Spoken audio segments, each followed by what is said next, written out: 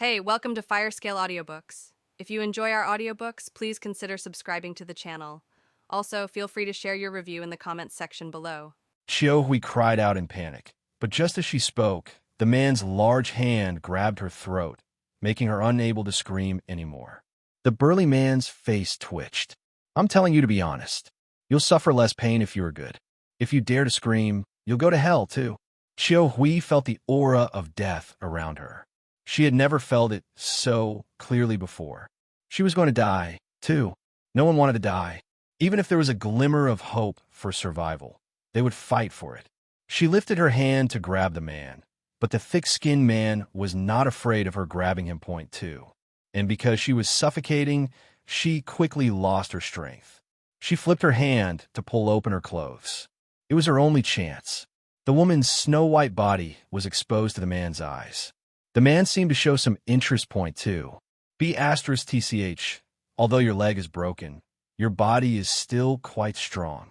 He loosened his grip on the woman's neck and touched the woman's body with his other hand. Hui inhaled a breath of air. Indeed, she had made the right bet. However, she did not know how much longer she could live. F***CK. You lack self-control. Can't you see she is seducing you? Hurry up and deal with it, shouted the driver angrily, turning around to look at the man behind him.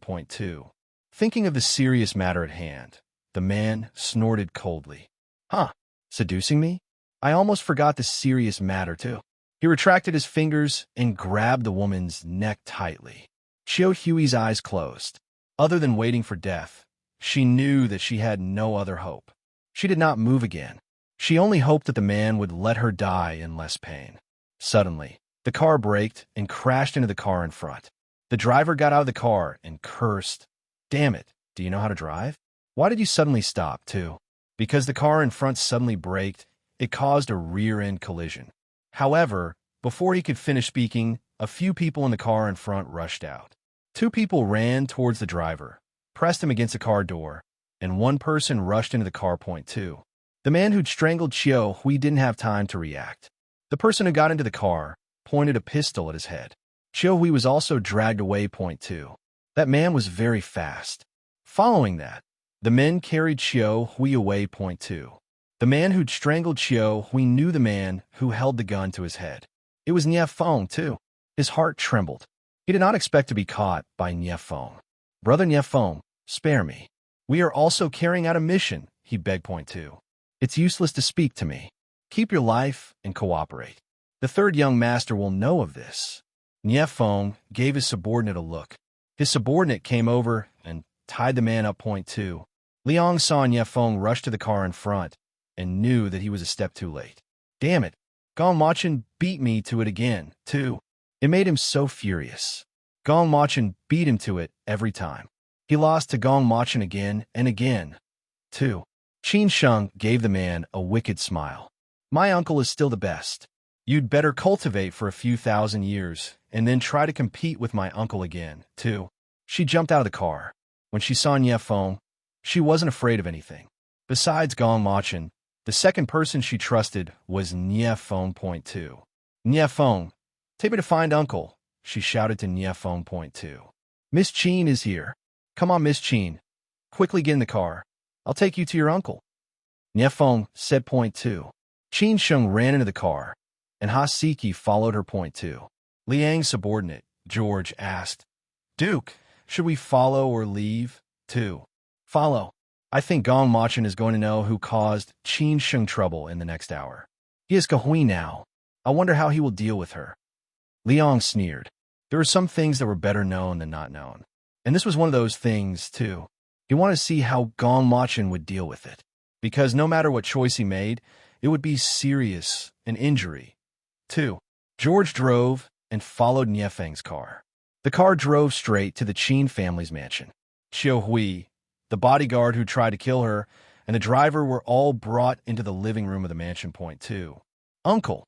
Qin Sheng ran to the man sitting in the living room. Gong Machin raised his hand to wipe the sweat off Qin Sheng's forehead. "Why are you running? Look at you, you're sweating all over, too."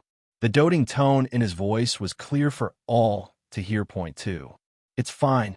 I'll just drink some water," Qin Sheng said. Point 2. Not now. Drink it after you sweat. Don't put ice in it, Gong Machin instructed. He was afraid that something too cold would irritate her already weak stomach. Point 2. Qin Sheng stuck her tongue out at the man. Although she was nervous, she still sat by his side and listened to his interrogation. Point 2. Nie Feng, invite my godfather out, Gong Machin instructed. Point 2. What's the matter? Is there a need to invite the old man? You've only caught a girl. Zheng Min hurriedly stopped him. Point 2.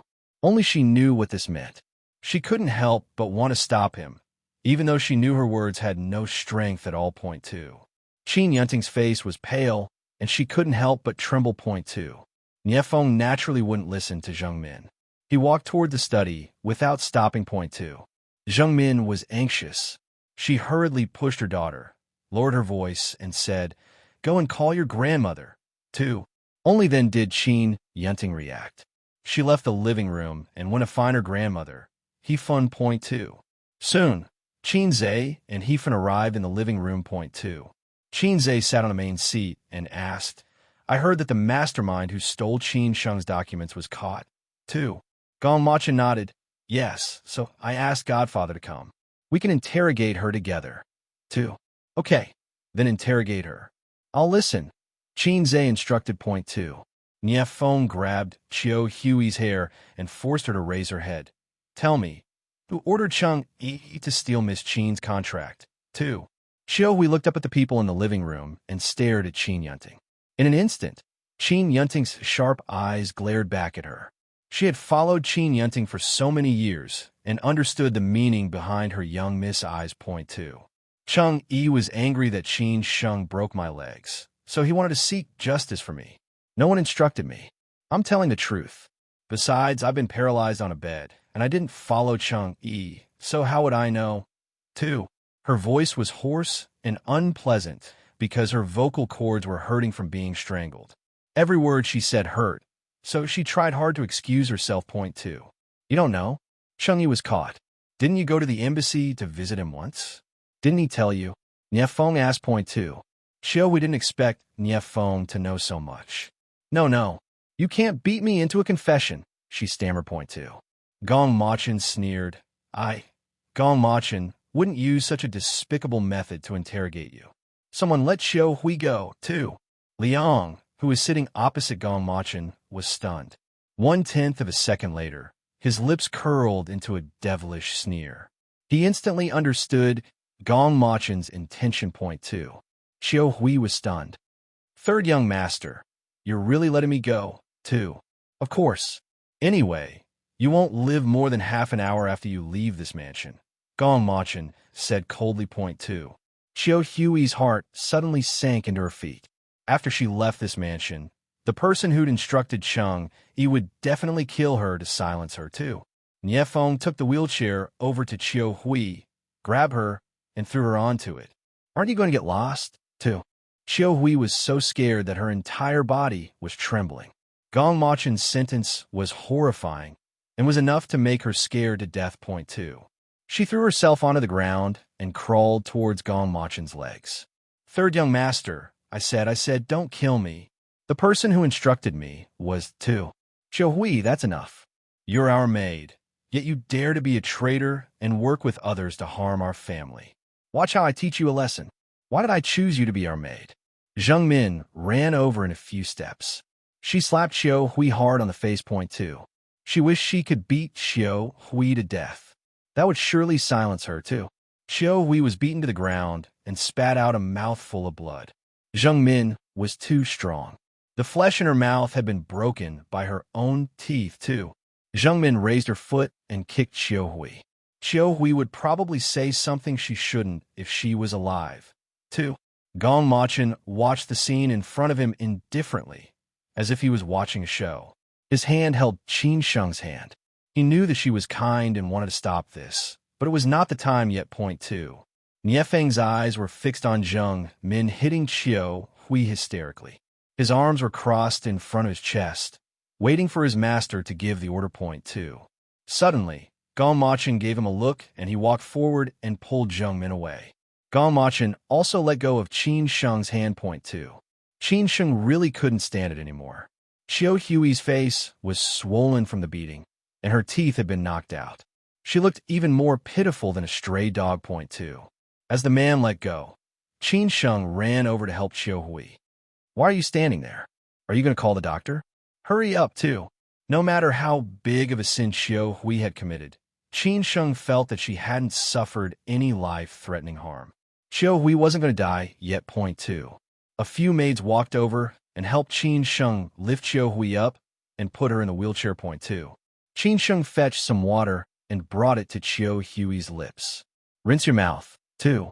Xiao Hui's tears rolled down her cheeks.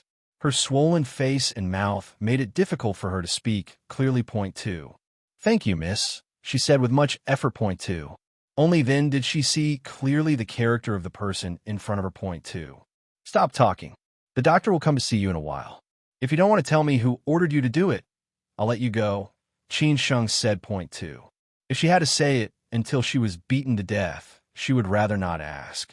Xiao Hui shook her head desperately. No, I want to say it too. That's right. Who instigated you? Zheng Min questioned loudly, though she didn't really want to question her. It was more like a threat. Mom, we can't keep such a crafty slave, too. At that moment, Hefan saw the clues. She quickly said, yes, we really can't keep such a maid. Last time, she tried to sow discord between Yunting and Qin Sheng, and she even framed Qin Sheng. I wonder who she will frame this time, too. Zheng Min couldn't help but admire her mother-in-law's scheming.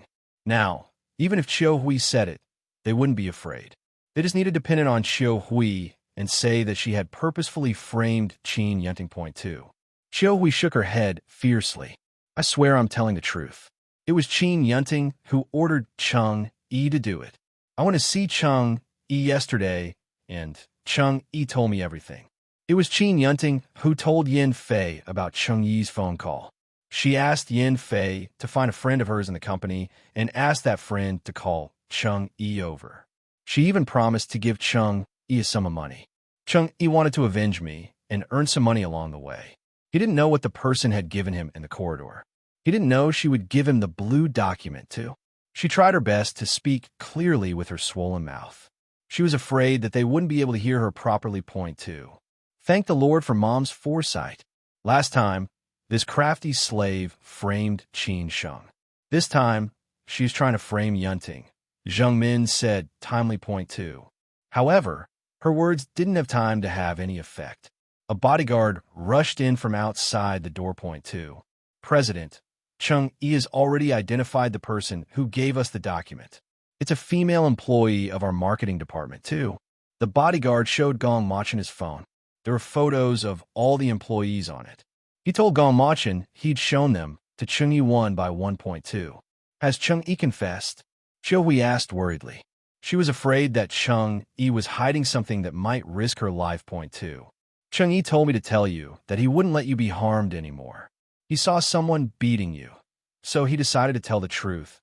The bodyguard said. Point two. Zheng Min and Qin Yunting's faces had lost all color.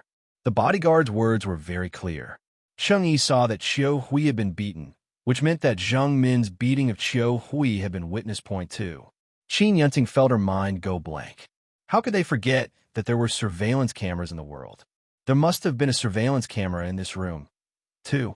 Just then, two more bodyguards came in with a woman. President, the woman who gave Cheng Yi the document has been caught, too. Gong Machin had set up a net. Everyone had been in position and did as Gong Machin instructed. As Cheng Yi had pointed out the woman, the bodyguards in the company caught her as quick as a flash. Point two. The woman was quite flirtatious. Gong Machin recognized her straight away. Her name was Lin Ying, and she was the most hard-working person in the marketing department. Her results were often the best. Point two. Everything was in his calculations. Only this woman exceeded his calculations. Lin Ying, why did you do this? Gong Machin asked coldly. Point two. Miss Yunting asked me to do it, so of course I had to do it, Lin Ying said. Point two. Nonsense. You must be the one who wanted to harm Qin Sheng. Why are you blaming Yunting? Zheng Min said in a pestering manner, trying to save her daughter. Point two. Lin Ying's beautiful face had a disdainful smile on it. She looked at Zheng Min and said, so you're saying I knew Cheng Yi? That's not true. I'd never met him before the other day. He's the boyfriend of Qin Yunting's maid. Qin Yunting knew him. Point 2. Qin Yunting was very smart. She let Yin Fei come, so she didn't expose herself. And Yin Fei wasn't stupid. When she came, she told me that it was Qin Yunting who asked her to find me. 2. Her voice was very pleasant and smooth. There was no trace of panic in her. She was calm, statue-like. It was as though she believed no one here could do anything to her. Point 2. If you say so, then so be it. But our Yunting never did it. If you have the ability, show us the evidence. Zhengmin snapped. Point 2. Where could such evidence be found? Naturally, there was none. Or so Zhengmin hoped too. You want evidence? I have it here. Linning took out her phone and pressed it. Two women's voices came out of the speaker. Point 2. One was Yin Fei, and the other was Linning. What they said was that Yin Fei had gone to find Linning that day and asked her to help contact Chengyi. It was very clear that Qin Yunting asked Yin Fei to find Linning, because Qin Yunting was afraid that phone records might be exposed. Point 2. The truth was announced for all to hear. Cold sweat rolled down Qin Yunting's forehead. Her brain seemed to have been cut off, and she could barely find time to react. Point 2. After Gong Machin heard the evidence, his deep eyes landed on Lin Ying's face. Who gave you those materials? Tell me, too. Lin Ying hadn't expected Gong Machin to ask that question, because no one would think that this question was still hidden. The materials were not something the company had. Point 2. Lin Ying's face suddenly stiffened, her expression tightening, as the image of the man flashed through her mind. She could barely speak. What did you say? I don't understand, Lin Ying said, her tone filled with guilt. Point 2. Then tell me, where did you get those documents? Gong Machin changed the way he asked. Point 2. Lin Ying's heart tightened. I did it. I just randomly found them. Why are you asking this? I just did what Qin Yunting told me to do. Even if I made a mistake, you can just fire me. 2. In the blink of an eye, she'd said it out loud. The mastermind had been revealed. Even if she made a mistake, she would at most be fired. It wouldn't be too serious. Point 2. It seems that you don't want to tell me the truth. Nie Feng, take her away until she tells me where the person is. Gong Machin waved his hand. Point 2. Nie Feng walked over, grabbed Lin Ying's arm, and lifted her up. No, you can't do this to me. I don't know what you're talking about. I found the thing myself, she shouted desperately. Point 2. You found it? Then think about where you found it. Who put it there? Nie Feng dragged the woman away. Point 2. Suddenly, Lin Ying, who had been struggling a second ago, covered her throat with her hand. Point 2. Gong Machin's eyes narrowed, and he suddenly stood up. Go and call the doctor, too. However, as soon as he finished speaking, Lin Ying clenched her throat and fell to the ground. Her big eyes were wide open, and she died on the spot. Point 2. Everyone was shocked, glaring at the woman who had suddenly died. Point 2. Liang ran over to check her breathing. She's dead. Someone must have poisoned her. Her face is blue. 2. Gong Machin frowned. Take her to the side and wait for the doctor to come and examine her. 2. Nie Feng took Lin Ying away with his men. Point 2. Before the people in the living room could recover from the shock of witnessing a death, they heard Gong Machin's heart-wrenching voice. Point 2. Godfather, how should we deal with Qin Yunting and what she did to Qin Sheng? 2. The man's cold voice caused the temperature in the living room to drop to freezing point. No, just listening to Lin Ying's words doesn't count. Her recording could be fake. Zheng Min said in a panic. Point 2. Yes, master, we can't just listen to one side of the story. Yunting is our biological granddaughter. Hefan reminded Qin Zhe. She still believed Qin Zhe's love for Yunting would overrule the punishment. Point 2. Qin Zhe's face darkened and twitched. We will expel her from Qin family according to your wishes. 2. The man's words immediately made Zheng Min burst into tears. Father, what did my daughter do wrong? Even if she did, she only made a small mistake. Why chase her out of the Qin family? Her father is your only son. Zheng Min cried. Point 2. Master, I don't agree either. If she has to leave, I will follow her. She is my only granddaughter. Hefan also cried. Point 2. You promised Machin that if Yunting did anything to Qin Sheng again, you would chase her out of the Qin family. You shouldn't have forgotten what you said, right? Qin Zhe asked. Point 2. Hefan was instantly speechless, while Zheng Min spoke with a quiver in her voice. Point 2. Zirwei is still abroad, and Yunbua is studying abroad. They are all descendants of the Qin family. Even if we want to expel Yunting, we have to wait for them to come back. Zheng Min said. Point 2. She believed that her husband, Qin Zirwei, and her son, Qin Yunbua, still had a place in Qin Zhe's heart. As long as they came back, her daughter might not be driven out of the Qin family. Point 2. However, Gong Machin didn't give anyone time to think. He raised his hand, and Niefeng walked over to grab Qin Yunting, who was still in a daze, and drag her out of the mansion. Point 2. Qin Yunting only reacted at the last minute. No, I don't want to go. Grandma, save me too. Ethan got up and knelt at Qin Zhe's feet, crying. She said, Master, even if you never treat me as your wife, I have served you for so many years. Just take pity on me and give me back my granddaughter, too. If she has to leave, I'll go with her. Yunting and I have been driven out of the Qin family together. When Zirui comes back, I'll let him see how the Qin family treated us. Zheng Min cried. Point 2. When second brother comes back, he can't say anything. If he wants to leave the Qin family with Yunbua, that's fine too, Gong Machin said without warmth. Point 2. Zheng Min's heart suddenly sank. Of course, she couldn't let her son leave the Qin family too. If that happened, wouldn't their chances to get their hands on the Qin family's property be gone? 2. Thinking of the assets, she restrained herself. Even if Qin Yunting was driven out of the house, at least she still had her husband and son. She couldn't destroy her family because of a daughter too. Seeing that Zheng Min was no longer making a fuss, Gong Machin said, It seems that second sister-in-law has no objections. Niefeng, throw her out too. Niefeng immediately brought in 2 of his men and lifted Qin Yunting up. They threw her out of the mansion's front door like a sandbag. Point 2. Qin Yunting climbed up from the ground in a sorry state and looked at the empty front door in astonishment. Her mother didn't run out after her.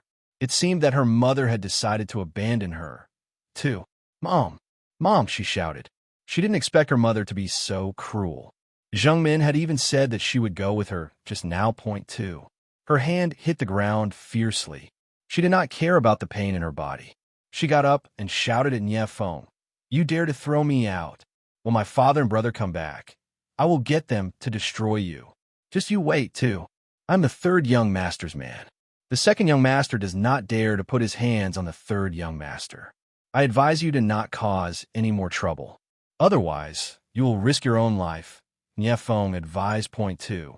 Qin Yunting clenched her fists. Even a bodyguard dared to be arrogant to her. What a sorry state of affairs, too. Just you wait. She strode out of the Qin residence and straightened her back. She never believed she would lose. Even if she lost, she wouldn't let anyone have a good time. 2.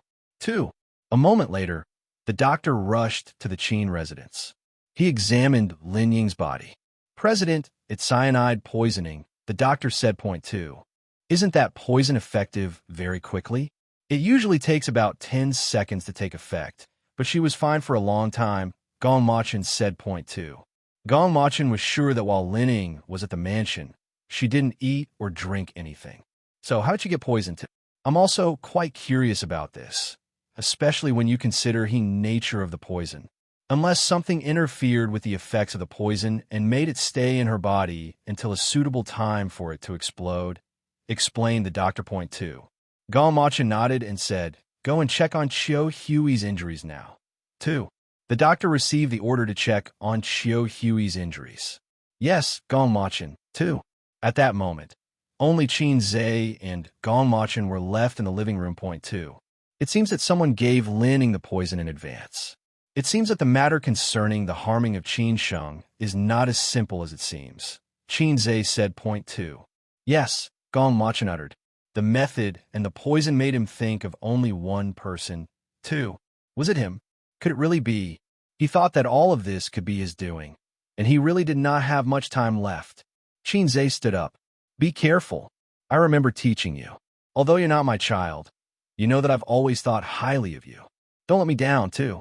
Gong Machin stood up as well. Godfather, don't worry, too. Qin Zhe nodded lightly. I'm old. I've supported the Qin family for a lifetime. It's time for you guys to take care of me, too. He walked out of the living room with his walking stick in his hand, point two. In the bedroom, he saw Hefin sitting there crying, point two. If you want to cry, go back to your room and cry, he said coldly, point two. Hefin wiped her tears. Even if Master doesn't have feelings for me, Yunting is still your granddaughter, right? Why are you so heartless to chase her out? Is she even worse than Qin Sheng? Don't forget that Qin Sheng's grandfather's family is too. Qin Zhe didn't wait for Hefun to say anything. The walking stick in his hand slammed the ground. You talk too much, too. Hefun's lips twitched. I'm afraid Master has forgotten. Don't forget what Qin Sheng's grandfather said, too. I won't forget his words. But the Qin family cannot be destroyed. Yenting leaving the Qin family now may not be a bad thing for her. It might not be safe in the Qin family soon, Qin Zhe said, point two. Hefun was stunned. The old master never spoke much, but his words were like pearls. You said that the Qin family is in danger. Is that why you kicked Yenting out of the family? So she can hide from the storm, too. I want to rest. Leave now. Qin Zhe sat on the rocking chair and closed his eyes. His brows were deeply furrowed, point two. Hefun finally understood the old master's intention. She hurriedly got up and left the room. Understand. I'll leave now, too. Qin Sheng accompanied Qiu Hui to the doctor so that he could tend to her injuries. She instructed the servants to take care of Qiu Hui. She ran to the living room to look for Gong Machin, point two. In the huge living room, the afterglow of the setting sun had dissipated. A dark shadow enveloped the man's body, making him look even more cold and intimidating, point two. Uncle, what are you thinking about? Qin Sheng walked over and held the man's hand, point two.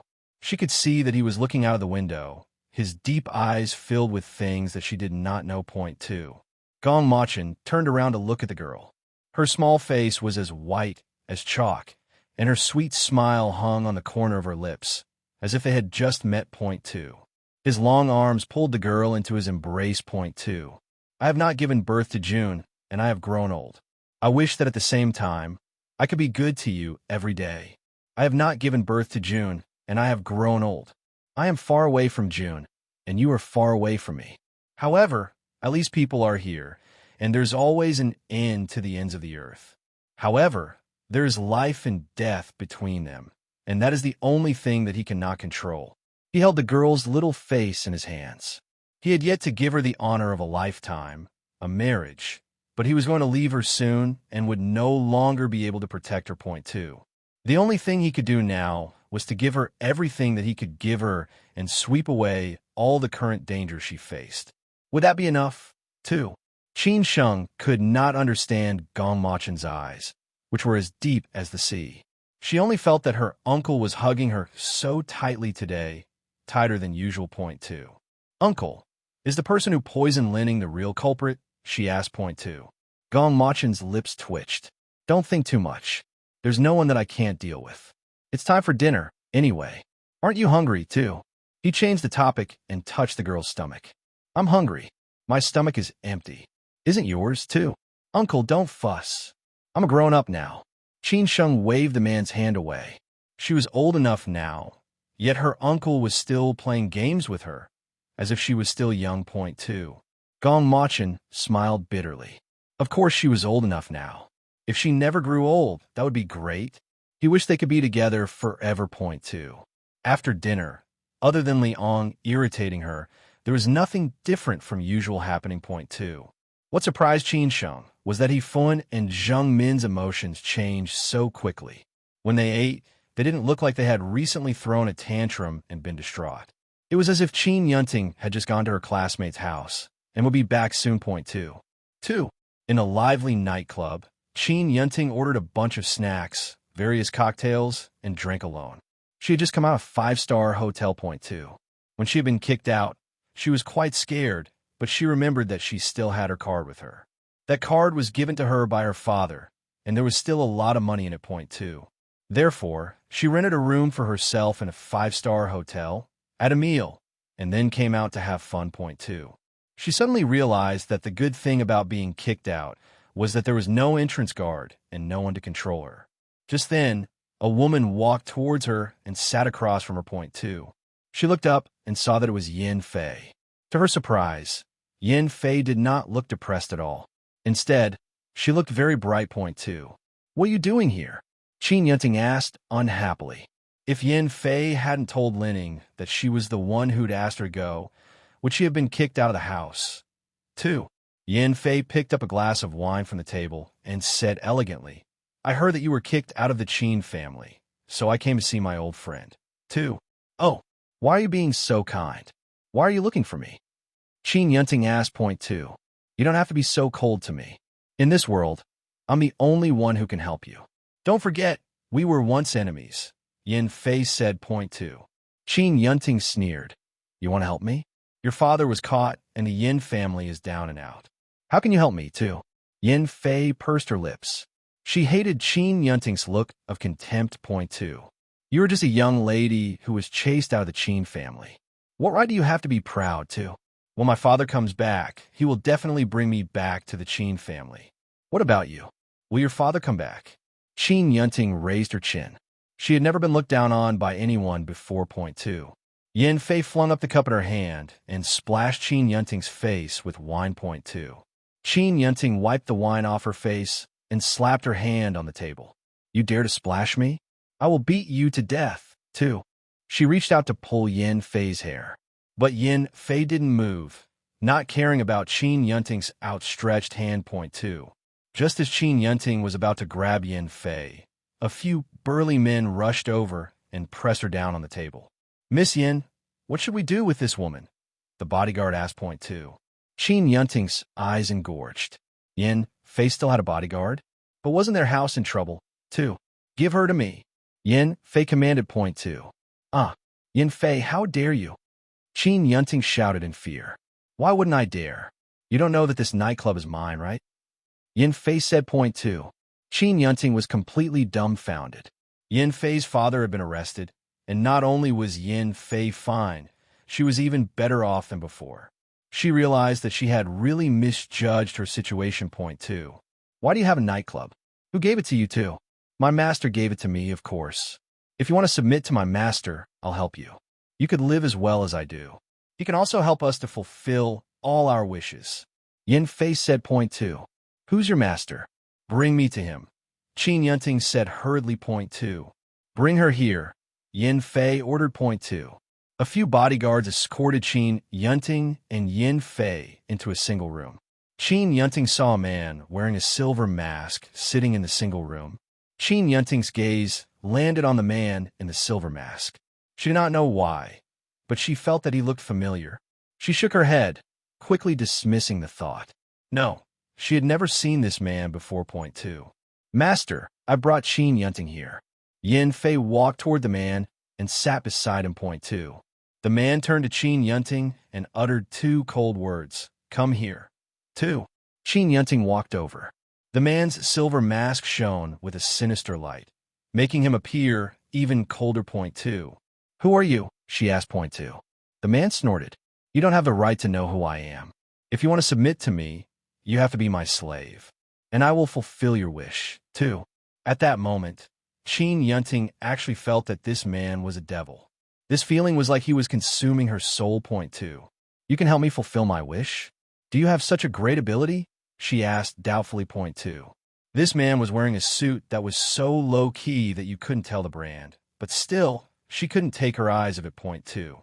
She recognized a small brand logo embroidered on the cuff links of the suit.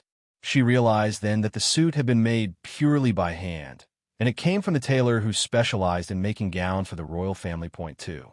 It was said that apart from making gowns for royal families, he only produced 4 custom-made suits every year. Because it was made purely by hand, each suit took 3 months to make. Of course, this price would be more than 1,000,000 yuan for one suit. Point two. But even so, could his status prove that he could defeat Gong Machin? That depends on what your wish is. The man shook the glass of red wine in his hand and raised his head to take a sip. Point two. With his silver mask and red wine, it didn't look like he was drinking wine, but more like he was drinking blood. Point two. My wish is for Qin Sheng and Gong Machin to die. I want to inherit the Qin family's property and be the female lead of the Qin family. Qin Yunting said her wish loudly. Point two. Her brother, father, Even her mother and grandmother, who she thought had loved her the most, did not care about her anymore. They'd allowed her to be chased out of the Qin family by Gongmachen's men. They hadn't even batted an eyelid. Point two. Therefore, she no longer trusted anyone. She wanted to become the sole heir of the Qin family. Only when she became the master of the Qin family would she not be bullied anymore. Point two. The man laughed coldly and said, "You have a big mouth, but coincidentally, I can help you fulfill this wish, too." Qin Yunting felt like she was dreaming. Has she really met a devil who could fulfill her wish, too? Really? You can make Gongmachen die, too. Gongmachen only has 1 month to live, while Qin Sheng can have 2 months to live, the man said. Point two. Qin Yunting looked at the man in astonishment, her mouth drooping that far you could probably fit an egg in it.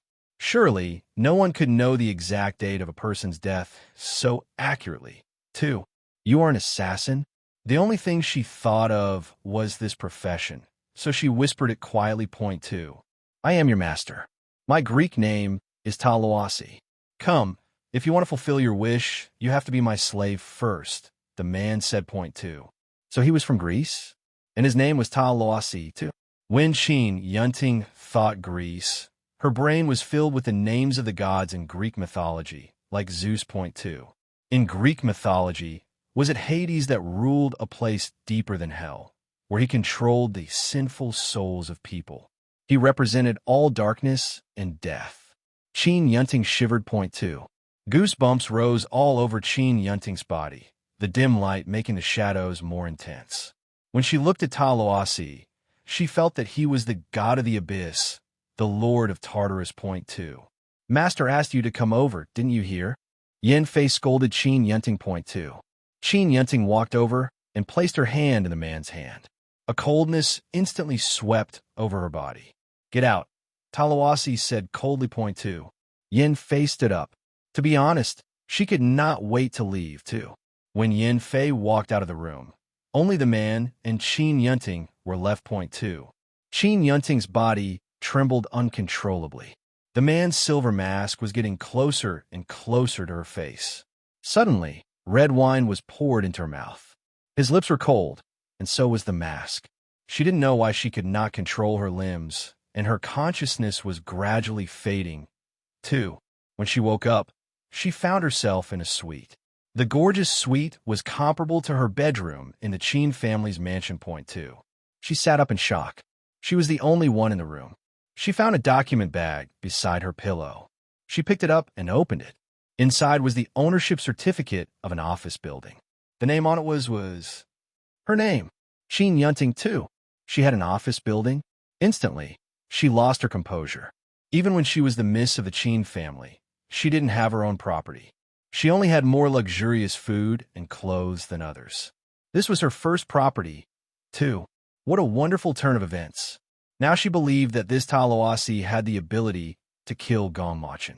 Only such a man could be on par with Gongmachen, too. She kept the ownership certificate, washed up, and found a dress to put on from the dressing room that was filled with designer dresses. Point two. When she went out of the room, she found out that she was in the top floor guest room of Yin Fei's nightclub. Point two. She and Yin Fei each drove a luxury car to school. The feeling was simply wonderful. This was also the first car she'd ever had. Point two.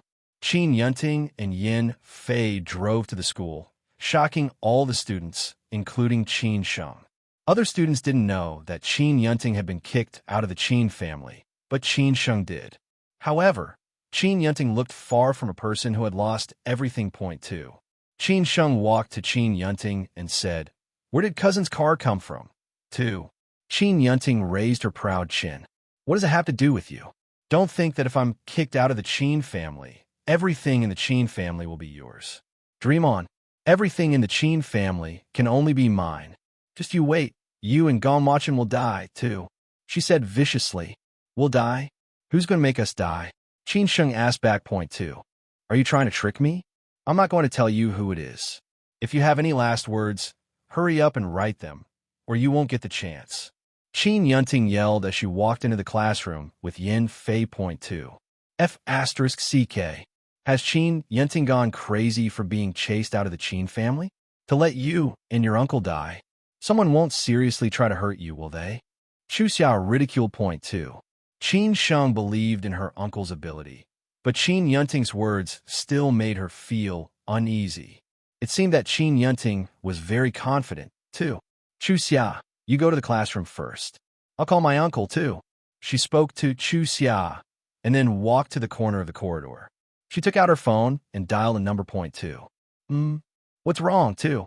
The man's cold, masculine voice came through the phone speaker. It seemed that his voice could make a woman pregnant, too. Qin Sheng's small face blushed as she thought of intimate scenes between the two of them. Point 2. Uncle, I saw my cousin. She said that someone was going to take our lives. I'm worried, so I wanted to let you know, too. She didn't forget to emphasize the importance of her words. Point 2. After a moment of silence, the man spoke. Point 2. I got it. You go to class in peace. No one could defeat your uncle, understand? Gong Machin said. Point 2. I know. My uncle is the best. Qin Sheng smiled. Gong Machin's words had always been set in stone. He would never go back on his word. Point 2. With the man's promise, she was relieved. She skipped back to class. In the office, Gong Machin lowered his eyebrows and dialed the internal line. Where did Qin Yunting go last night? 2. Reporting to the president, she went to a nightclub. She only came out this morning, and I didn't find anything unusual about it. Nie Feng said. Point 2. Check the owner of the nightclub and Qin Yunting's account. Gong Machin instructed. Point 2. Yes. Nie Feng accepted the order and hung up the phone. Point 2. Gong Machin got up and walked to the floor-to-ceiling window. He looked at the sky outside, his deep gaze glaring at the scenery. He was here, too. In the gymnastics classroom, Qin Sheng saw some vile people that she didn't want to see. Point 2. Liang sat on the chair. The court etiquette class has been suspended for a week, so you have to attend the social investigation class. The court etiquette class will continue next week. Qin Sheng, how's your practice? Get up and walk 2 laps, 2. Qin Sheng almost lost her breath. Was she a walking dog? 2. She had to walk 2 lap. Next, Liang would probably get her to roll around and jump in a fire, 2. She stood up and said, Sir, I don't like the way zombies walk. Did you nobles realize you walk like zombies, 2? Liang's lips twitched. You're the zombie. It's because you don't know how to walk properly that you walk like a zombie, 2. He stood up and straightened his clothes. Today, I'll show you what court etiquette is. Qin Sheng, go and get 3 bowls of water and put them on my head and shoulders, 2. Qin Sheng immediately ran to get them. Her lips curved into a fox-like smile. If she didn't punish Liang now, she would have wasted such a good opportunity, too. She fetched water from the sink. Taking advantage of the fact that no one was paying attention, she broke off the thick leaves of the purple pearl, a succulent plant that was on the windowsill. She took the rubber gloves that the cleaner kept by the sink and squeezed the juice from the plant's leaves into the water. Point 2. How much was enough? She didn't know, but more was better than less. She squeezed a few slices of juice into the water without holding back. Anyway, the plant's juices couldn't be seen in the water, so no one would notice. Point 2. She carried the jug of water and 3 bowls back to the gymnastic classroom. Duke Liang, here you are, too. Liang pointed to his shoulder and motioned her to put the bowl on it. Qin Sheng poured the glue-filled water into the bowls without hesitation. Then, she put a small wooden board on Liang's shoulder and head, and finally balanced the bowls full of water on it. Point 2. Okay, Duke, you have finished 2 rounds. Qin Sheng's lips were consumed by her evil smile, waiting for a good show. Point 2. Liang's eyes were locked on the mischievous little woman. He raised his eyebrows slightly. How am I going to show off my abilities? Let's do it together, too. He raised his hand and grabbed Qin Sheng's hand, pulling her into his arms. Qin Sheng was so scared that she looked up at the bowl on Liang's head. She did not want to be doused with water. Touching the juice of a succulent plant could cause people to be allergic. She did not want to get red bumps all over her body. Point 2. Relax. I'll take you dancing, Liang said. Point 2. Qin Sheng was so scared that she trembled. Dancing? F***. She was so close to him now. If the 3 bowls of water fell, wouldn't they all fall on her, too? I don't know how to dance, she said quickly. Point 2. I'll teach you. I can teach you anything you don't know. If you can't learn it in the classroom, you can teach it in the bedroom. Liang grinned at the stiff expression on the little woman's face. He knew that the little fox must have done something in the water point too. He grabbed her little hand with one hand and held her waist with the other hand. He took her dancing around the gymnastics classroom point too. Qin Sheng's heart was in her throat. Her eyes were fixed on the bowl on the man's head, and her ears were filled with the cheers of her classmates. The girls were shocked by the Duke, who was dancing like flowing water. Indeed, he had the demeanor of a noble. The 3 bowls on his head and shoulders didn't shake at all point too. Oh my God, he's so noble. That is the demeanor of a truly great noble, too. Yeah, he is the most noble man I've ever seen, too. Stop looking. Can't you see that the person the Duke is hugging is Qin Sheng? It's useless even if we look, too. Does Qin Sheng deserve it? Look at her. She's as stiff as a zombie. She doesn't even know how to dance, too. Envy, jealousy, and hatred were written all over the faces of the girls. They hated that the girl in a man's arms was not them point too. Qin Yunting's face was pale. The devilishly handsome aura that Li Ong exuded was incomparable to other men. Her eyes were locked on Li Ang's handsome body and his devilish face point too. When she was with Ha Siki, half of it was because the Ha family was high class. She was going to marry him to fit her identity. She was so angry with Qin Sheng for snatching him away. Hasiki had been hers, too. If she was asked which man she really liked, she would probably say that she still liked the Duke. Her hands were clenched into fists, and hatred grew like weeds in her heart point, too. Qin Sheng wished that someone would come over and replace her. If that happened, she would thank her ancestors for 8 lifetimes, too. F***CK. Have you danced enough? Qin Sheng couldn't help but curse point, too. Liang's eyes narrowed. Stupid girl. What are you afraid of when you dance with me? I didn't ask you to have sex with me, too. I'm so tired. I can't dance when I'm tired. Why don't I ask someone else to do it for me? Qin Sheng came up with a reason point, too. No, you can't fail the court etiquette class. If you can't dance well, you have to keep dancing until you pass, Liang said point, too. Qin Sheng glared at the man. You're doing this on purpose, too. It's okay if you don't want to dance. But tell me, what did you do to the water? Liang asked point 2. Qin Sheng's lips twitched. She realized that he had suspected her a while ago, too. I didn't put anything in it. Look if you don't believe me. I'll take the bowl down for you. She had an idea. The stuff she'd put in the water couldn't be seen with the naked eye, too. It's such a pain to take it down. Why don't I just throw it on you directly? Liang said as he took his steps and lowered his head a little point, too. Too. Qin Sheng was so scared that she wanted to run away. She didn't want to have an allergic reaction, too. Liang grabbed the girl who was about to run away and refused to let go. As the two of them struggled, Qin Sheng waved her arm and hit him in the face point, too. At that moment, the 3 bowls of water spilled down and poured on the two of them point, too. This is all your fault. Qin Sheng angrily raised her foot and kicked Liang, too. This was bad. Her skin was sensitive to allergies. She wanted to trick Liang, but it had turned back on her, too. Qin Sheng, you're too much. How could you kick me? You didn't dance properly and spilled the water. And you still blame Duke Liang, too. That's right. You're too unreasonable, too. Let's go tell the principal that Qin Sheng hit the Duke, too. All the girls spoke indignantly. Qin Sheng had simply insulted their dream lover, too. Liang looked at himself and then at the girl. Other than his and Qin Sheng's bodies being wet, nothing unusual had happened. Moreover, the water was clean, too. Tell me, what's in the water, too? Qin Sheng pursed her lips. It's really nothing. Didn't you see it? Let me go, too. How could she dare to say that there was the purple pearl juice in the water? If she did, Liang would strangle her to death, too. She wanted to take advantage of his allergies and run. Liang was surprised. He really couldn't see anything wrong with the water. Could it be that he had made a mistake? 2. He raised his hand to let the little woman go. Suddenly, he noticed that there was a touch of red on her white school dress, just at the collar point, too. Qin Sheng noticed that the man's gaze was not right. She was grabbed by the man again, so slapped his face. F***CK. What are you looking at, too?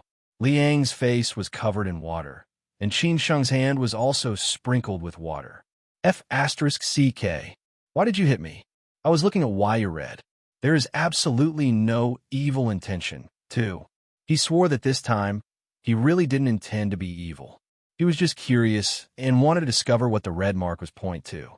However, when those words came out of the man's evil mouth, it sounded so unnatural. Not like him at all point two. Whether I'm red or not, it has nothing to do with you. Let go of me. Qin Sheng was so anxious that she wanted to run away.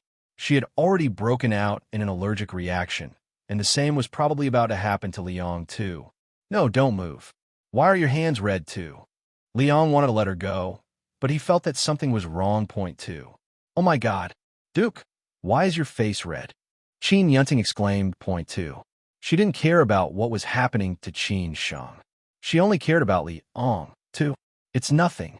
I was just hit by Qin Sheng, Liang said nonchalantly. What was there to be afraid of from being hit by a woman, too? What? Qin Sheng really hit someone?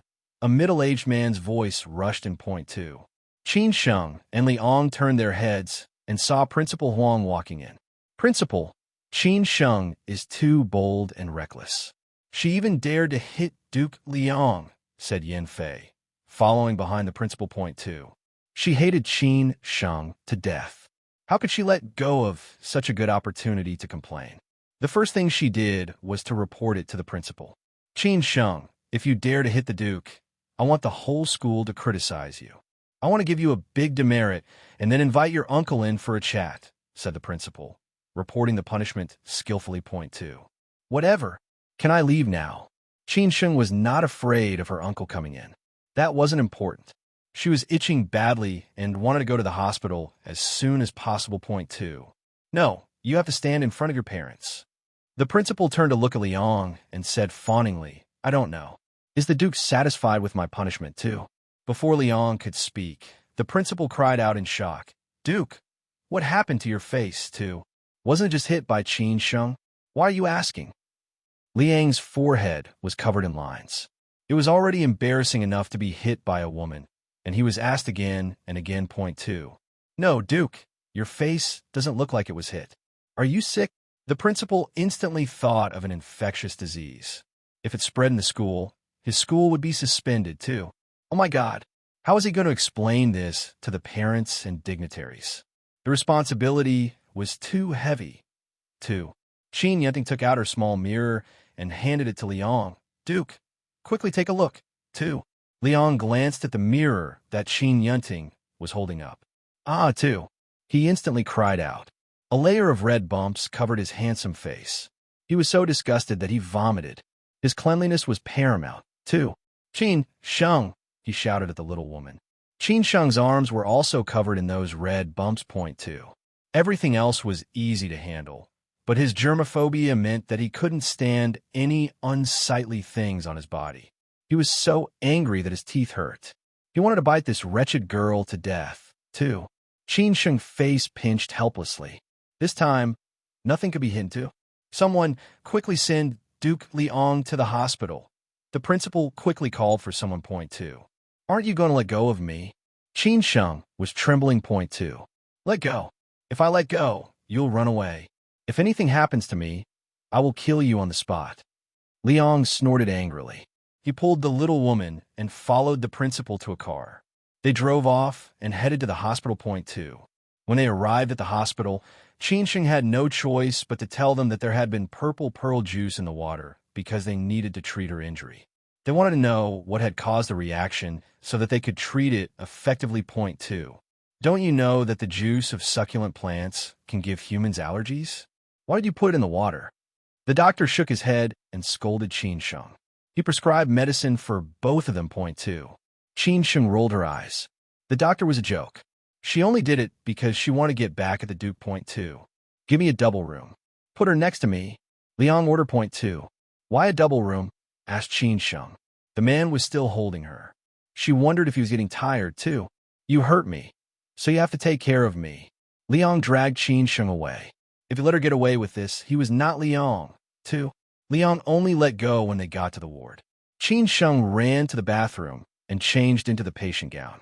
She also applied anti-allergy medicine to her red spots point two.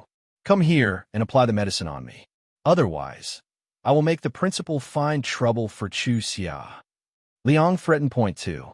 Liang, you are very shameless, too. Stupid girl, you better pray to the gods that I return to my original appearance. Otherwise, I will be disfigured. You have to be responsible for me. Liang said point two. Qin Sheng felt awkward no matter what he said. Could she have really disfigured him? She didn't want to be responsible for him for the rest of his life, too. She walked over to him. For Chu Xia, she decided to endure it. She picked up the ointment and rubbed it on the man's face. Qin Sheng was caught off guard by the man's embrace. Just as she was about to scold him, he kissed her on the cheek point two. She covered her face with her hand. The asterisk starred. What are you doing? Two. You disfigured me. If I can't find a wife now, I'll suffer some losses and marry you, Liang said point two. I don't want to. It's just an allergy. It'll be fine in a few days. Qin Sheng angrily raised her hand and pushed the man away point two. Why did you hurt me? What did I do to offend you? Liang was unwilling to let go. He hugged the little woman again and refused to let go point two. Who asked you to make a fool of me? Why do I have to dance with you? Qin Sheng retorted point two. Suddenly, the door of the ward opened. A man walked into the room with a dark expression, bringing in a terrifying chill point two. Let go. He rushed over and snatched the girl out of Liang's hand point two. Uncle. Qin Sheng reached out and hugged her uncle's neck. She turned her head and made a face at Liang. With her uncle here, she was not afraid of him. 2. Liang's lips twitched. Gong Machin, your niece hurt me. How should we settle the score, too? You must have made her angry. Otherwise, why will my Qin Sheng mess with you when she's so obedient? Gong Machin carried Qin Sheng to the bed as if she was a child point two. Uncle is right. He's the one who provoked me. Uncle, why are you here? Qin Sheng asked point two. Your bodyguard told me that something happened to you, so I rushed here, Gong Machin said point two. Bodyguard. Qin Sheng's mind spun. She remembered that Gong Machin said that he would send bodyguards to watch her, but she hadn't seen them point two. Secret guards watching her. Her lips turned into a crescent moon. Her uncle had actually sent secret guards to watch her point two. Show me where you're hurt. Gong Machin lifted his hand and untied Qin Sheng's hospital gown point two. I'm not hurt, Qin Sheng said softly point two. She wasn't afraid to show Gong Machin, but Liang was still beside her. She gave Gong Machin a look point two. Gong Machin didn't care about the girl's look. He wanted to let Liang know whose woman Qin Sheng was. The girl's arm was red, which made his heart ache. Does it still hurt? Is it itchy? Gong Machin asked worriedly point two. Qin Sheng held up the medicine in her hand. This medicine makes it better, too. I'll apply it for you. Gong Machin took the ointment from the girl's hand point two. Gong Machin, that's enough. Liang shouted angrily point two. Gong Machin said, didn't you insist on being in the same room as Qin Sheng? This is our normal state. If you don't want to witness with it, get lost, too. Liang's face turned dark. Well, if you want to chase me away, I won't leave, too. He was not stupid enough to leave to make room for Gong Machin and Qin Sheng. Gong Machin ignored Liang. Liang only wanted to take Qin Sheng away and didn't seem to want to harm her. Therefore, he could rest assured with Liang watching Qin Sheng for him point two. He pinched the girl's cheek. You stay here to recuperate. I have something to do. I'll come to see you after work, too. Qin Sheng nodded her head obediently and watched the man walk out of the room. Liang glared at Qin Sheng. Little thing, wait until Gong Machin is gone. I'll teach you a lesson, too. My uncle will always be with me. Qin Sheng immediately retorted point two. If he can always be with you, why doesn't he dare to marry you? Liang asked point two. No one in this world knew better than him about the poison in Gong Machin's body point two. Qin Sheng was stunned by the man's question. One of her nerves snapped point two. What do you mean? She asked point two. What I mean is that you will be my bride sooner or later. So behave and don't agitate me. Liang's eyes narrowed on the little woman point two. Qin Sheng rolled her eyes at Liang. She didn't know why he was so certain point two. She wouldn't marry anyone else. Gong Machin was all she wanted. She wouldn't leave Gong Machin, regardless of the consequences point two. 2. The school bell rang. Qin Yunting walked out of the school gate and went to her luxury car. Suddenly, she saw a man standing next to the car point two. Uncle. She was a little surprised. Was he going to ask her to come home? 2. Who gave you these? Gong Machin handed Qin Yunting a piece of paper. Point 2. On it was written Qin Yunting's office building and car. All the properties were in her name. Originally, he asked Nie Fong to check the bank transfer records in order to find the person who gave Qin Yunting all these things. However, the payment account was in Qin Yunting's name. Point 2. Of course, it wasn't Qin Yunting's money. She didn't have that much money. The only explanation was that someone opened a bank account in Qin Yunting's name overseas and bought these things for her. He had to admit that the preparations were flawless, so he couldn't find any trace of the person. Of him. Point 2. I've already been chased out of the house by Uncle. I don't have the obligation to answer your questions. Qin Yunting bypassed Gong Machin and was about to leave. Point 2. Gong Machin's hand grabbed Qin Yunting's wrist. I'm letting you live because your surname is Qin. Don't seek your own death, too. What he said was the truth, but no one could understand his intentions now. I'm living well, better than I was when I was staying at the Qin family mansion. So, there's no need for Uncle to worry. Qin Yunting shook off Gong Machin's hand and strode toward her car. She drove away, and even if she faced death, she wouldn't tell him where Ta Luosi was, too. Gong Machin watched the car as it drove away. Qin Yunting's life was in the balance. He stared as she drove further and further away. Point 2. He took out his phone and said, "Follow Qin Yunting and find out all the men who have come into contact with her, too." In the ward, Qin Sheng saw Qin Yunting, who'd come to see Liang.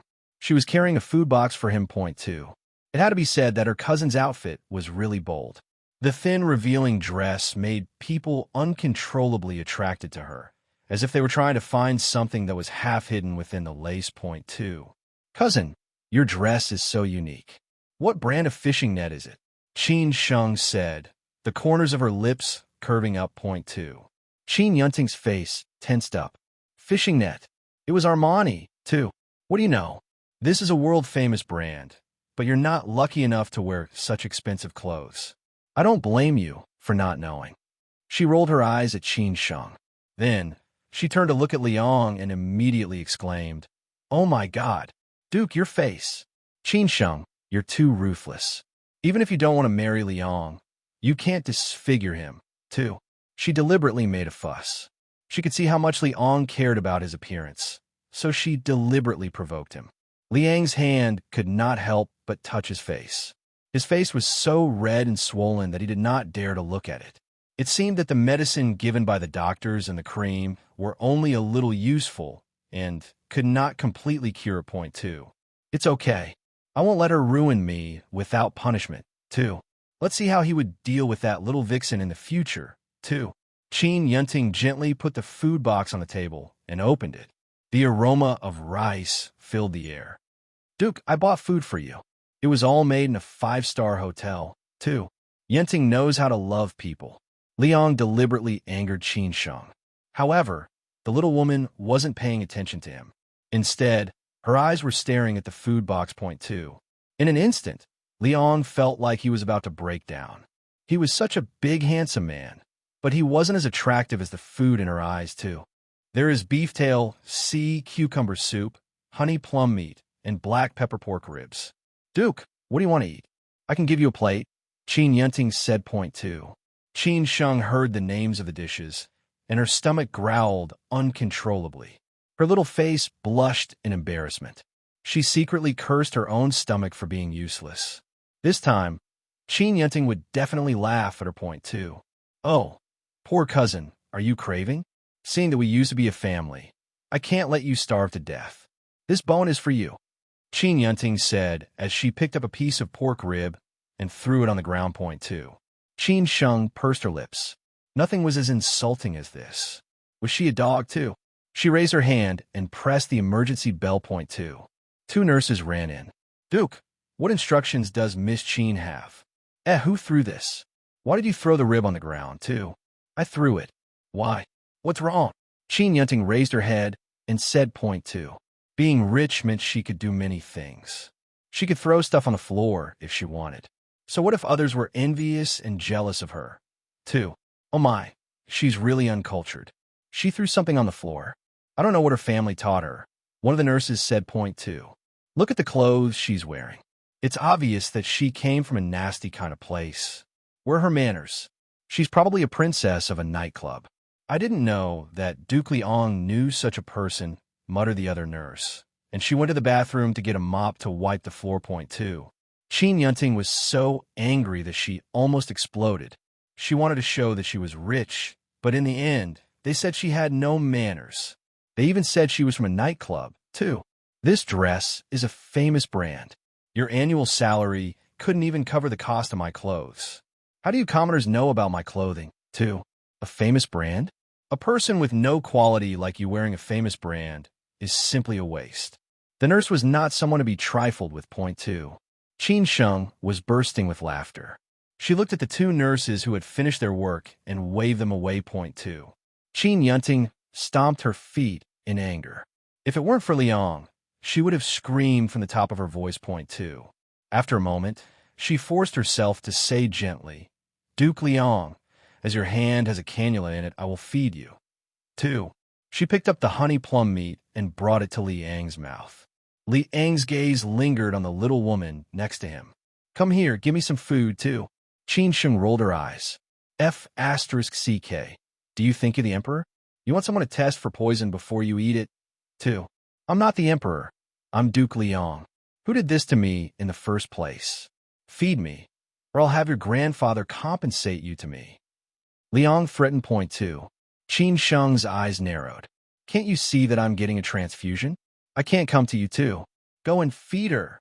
Liang ordered Qin Yunting. Point two. Qin Yunting's lips twitched. Liang actually wanted her to feed Qin Sheng? If Liang had said it, she could not disobey him. Point two. She suppressed all her anger and walked to Qin Sheng's side and put a chopstick into Qin Sheng's mouth. She just wanted to stab her to death with a chopstick. Qin Sheng was suddenly in a very good mood. She chewed happily. Oh dear, this is too sweet. Isn't it too feminine for a man to eat sweet things? 2. Who said I like to eat that? I'm not going to eat it now. Try the rib again. Liang continued to order. Point two. Qin Yunting had no choice but to bite the bullet and feed Qin Sheng the pork chop. F***CK. What kind of pork chop is this? The meat is badly stewed. I think my cousin is worried that Liang is too old and has bad teeth. That's why the chef stewed it so badly. Qin Sheng deliberately made Liang angry. Point two. This was all made in a 5-star restaurant. Qin Yunting said angrily. The dishes were all wrong to Qin Sheng. Point two. 5-star? Huh. Duke, we'll just have to make do with it. Qin Sheng looked at the man with a smirk. Point two. Liang looked angry. I'm not old. I'll punish you by forcing you to eat these 2 dishes, too. Qin Sheng looked disgusted. D***M*. You want me to eat such a terrible dish, too? Do you dare not eat it? Liang shouted. Point two. Qin Sheng quickly gave in. I do dare. I'll eat it, okay, too. She took the chopsticks and stuffed it into her mouth. To be honest, it was such a delicious thing. She would be a fool if she didn't eat it, too. Her eyes flashed with a cunning gaze. She didn't expect Liang to be so gullible, too. Liang ate the oxtail soup given to him by Qin Yunting. He could not give this to Qin Sheng. He was sure that the little vixen would eat all the dishes and not leave any for him. Point two. I know. I'll fatten her up so that she can't move, and then I'll have the strength to F***CK her, he thought to himself. He was secretly trying to mentally prepare himself. Point two. Qin Sheng glanced at the man who was drinking the oxtail soup and suddenly thought of something. Duke, the oxtail soup is very nutritious. You should drink more, too. Liang nodded. At least the little vixen had a conscience. Those 2 dishes were not wasted on her. Point two. However, just as Qin Sheng finished all her food, Gong Machin walked in with a food box. Uncle, you're here. She pulled the man's arm flirtatiously. Point two. Are you hungry? I bought you some food. Your favorite, honey plum meat and black pepper ribs. Gong Machin opened the food box and put the girl on his lap to feed her. Point two. Qin Sheng was instantly dumbfounded. She had eaten too much already, too. Oh dear, if I'd known earlier, I wouldn't have snatched Liang's food, she thought, cringing. Point two. She just, too. Without waiting for Liang to finish, Qin Sheng immediately stopped his words. Point two. Uncle, I'm hungry. She ate the meat that the man fed her like she was a starving child. Point two. How could she dare to let Gong Machin know that she'd eaten Liang's food? The consequences of the man's anger would be very serious, too. Liang smiled wickedly and didn't say anything more. He wanted to see how this greedy little vixen would end up. Point two. The door of the ward was suddenly pushed open, and a figure walked in, too. Yo, are you recuperating or giving birth? Sikong Ju walked into the ward. Point two. Liang's lips twitched. I'm sick, of course I need to rest, too. Tisk tsk. Sikong Ju suddenly noticed the bone that Liang was chewing on. F***ck gross. Spit it out, do you want to die, too? What are you doing? Why are you making so much noise? Liang glared at Sikong Ju. The soup was all he had left of his dinner. Point two. Hurry up. That soup has got beef in it, and you're allergic to it. You don't want to die, do you? Sikong Ju was anxious. Liang gonna want to die, right? Liang quickly jumped up, pulled the cannula from the back of his hand, ran into the bathroom, and threw up everything he had eaten. Point two. At that moment, he remembered that Qin Sheng had told him to eat more. He thought that the little wolf had a conscience, but it turned out that she was trying to harm him. 2. How would he deal with her? She had crossed the line. 2. Qin Yunting was so scared that her face turned pale. How could she know that the Duke couldn't eat this because of his allergies? 2. Duke, I didn't know. I really did not mean to harm you, she explained weakly. Point two. Scram. Liang growled. Point two. Qin Yunting bit her lip and turned around to run out of the ward. She bumped into Yin Fei, who was visiting her mother in the hospital. Point two. Yin Fei glanced at the ward door. Why do you look like that? Have you been chased out by Liang? Qin Yunting, you are really cheap, chasing after men. 2. So what if I like Liang? He will be mine sooner or later. Unlike you, who will never be able to secure my uncle. My uncle is coaxing Qin Sheng to eat right now. Qin Yunting was angry at Yin Fei. Point two. Yin Fei's stiff lips twitched. If I can't get your uncle, I can get Master. He can give me anything I want, too. Qin Yunting's expression changed. She grabbed Yin Fei's arm and lowered her voice. Lower your voice. Let's go back and talk. It seems that someone has been following me. I can't expose Master, too. Yin Fei did not dare say anything else and followed Qin Yunting. At that moment, the swelling on Liang's face was even more serious. Half of his face was swollen like a pig's head. Point two. Qin Sheng couldn't bear it. She knew that Liang couldn't eat beef, but she didn't know that it would be so serious. She raised her hand to press the emergency bell, but Gong Machin held her hand. Point two. Eat your food, Gong Machin said. Point two. Qin Sheng forced a smile. Could she say that she was going to vomit? Liang scratched his face and the parts of his body that were inflicted with the allergic reaction.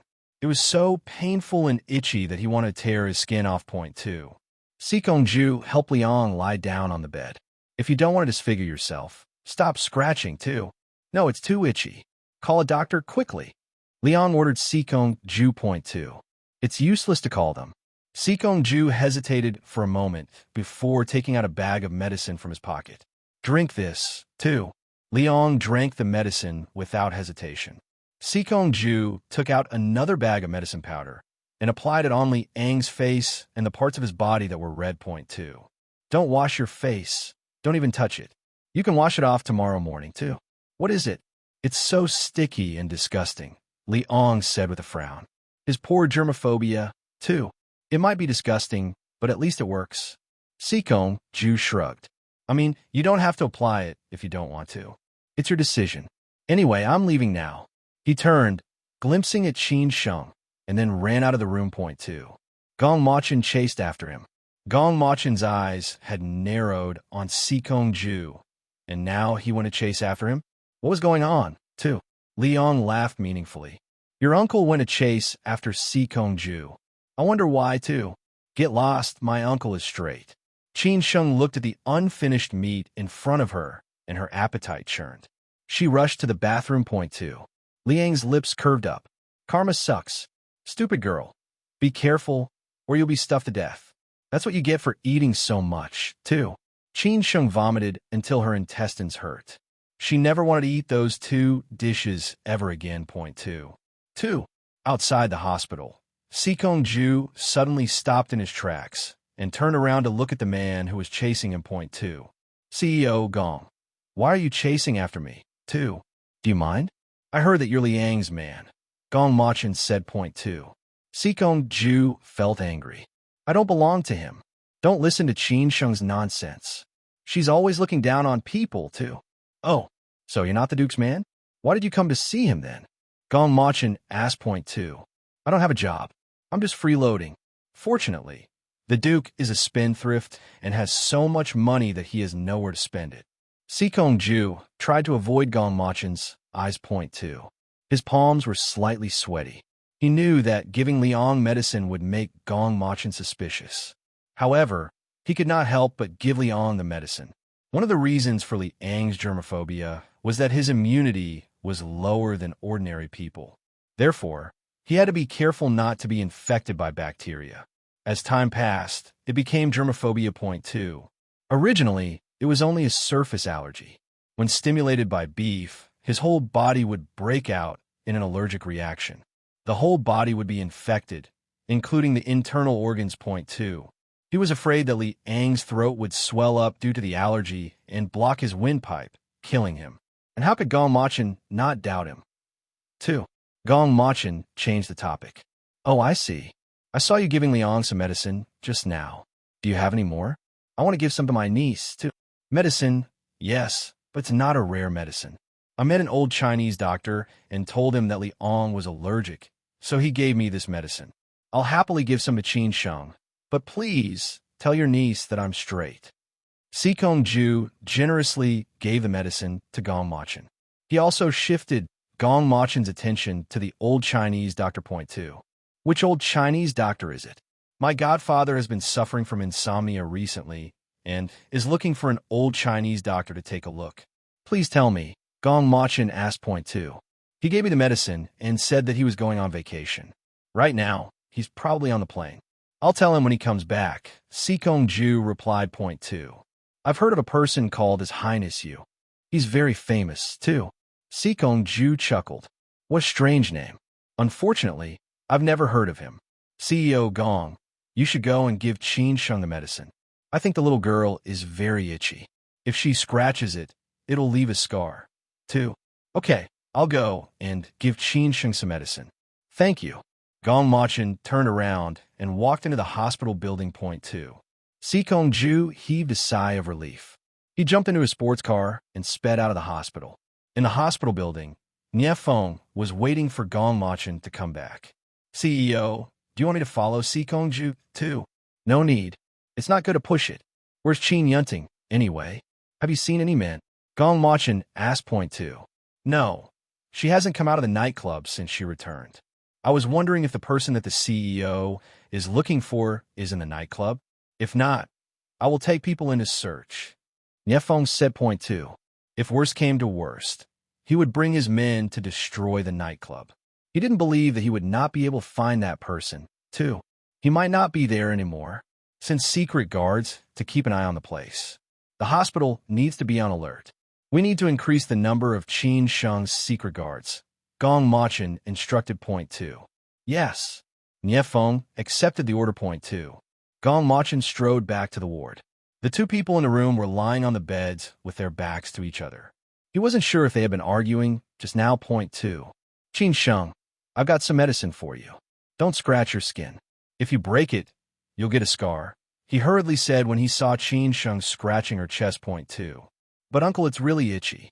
This ointment's only lasts for a while. Qin Sheng said aggrievedly point 2. The only fortunate thing was that when Gong Machin was out, she managed to pour out all the food. Now there was an empty plate on the table, and she pretended to have eaten it all point 2. This medicine is guaranteed to be effective.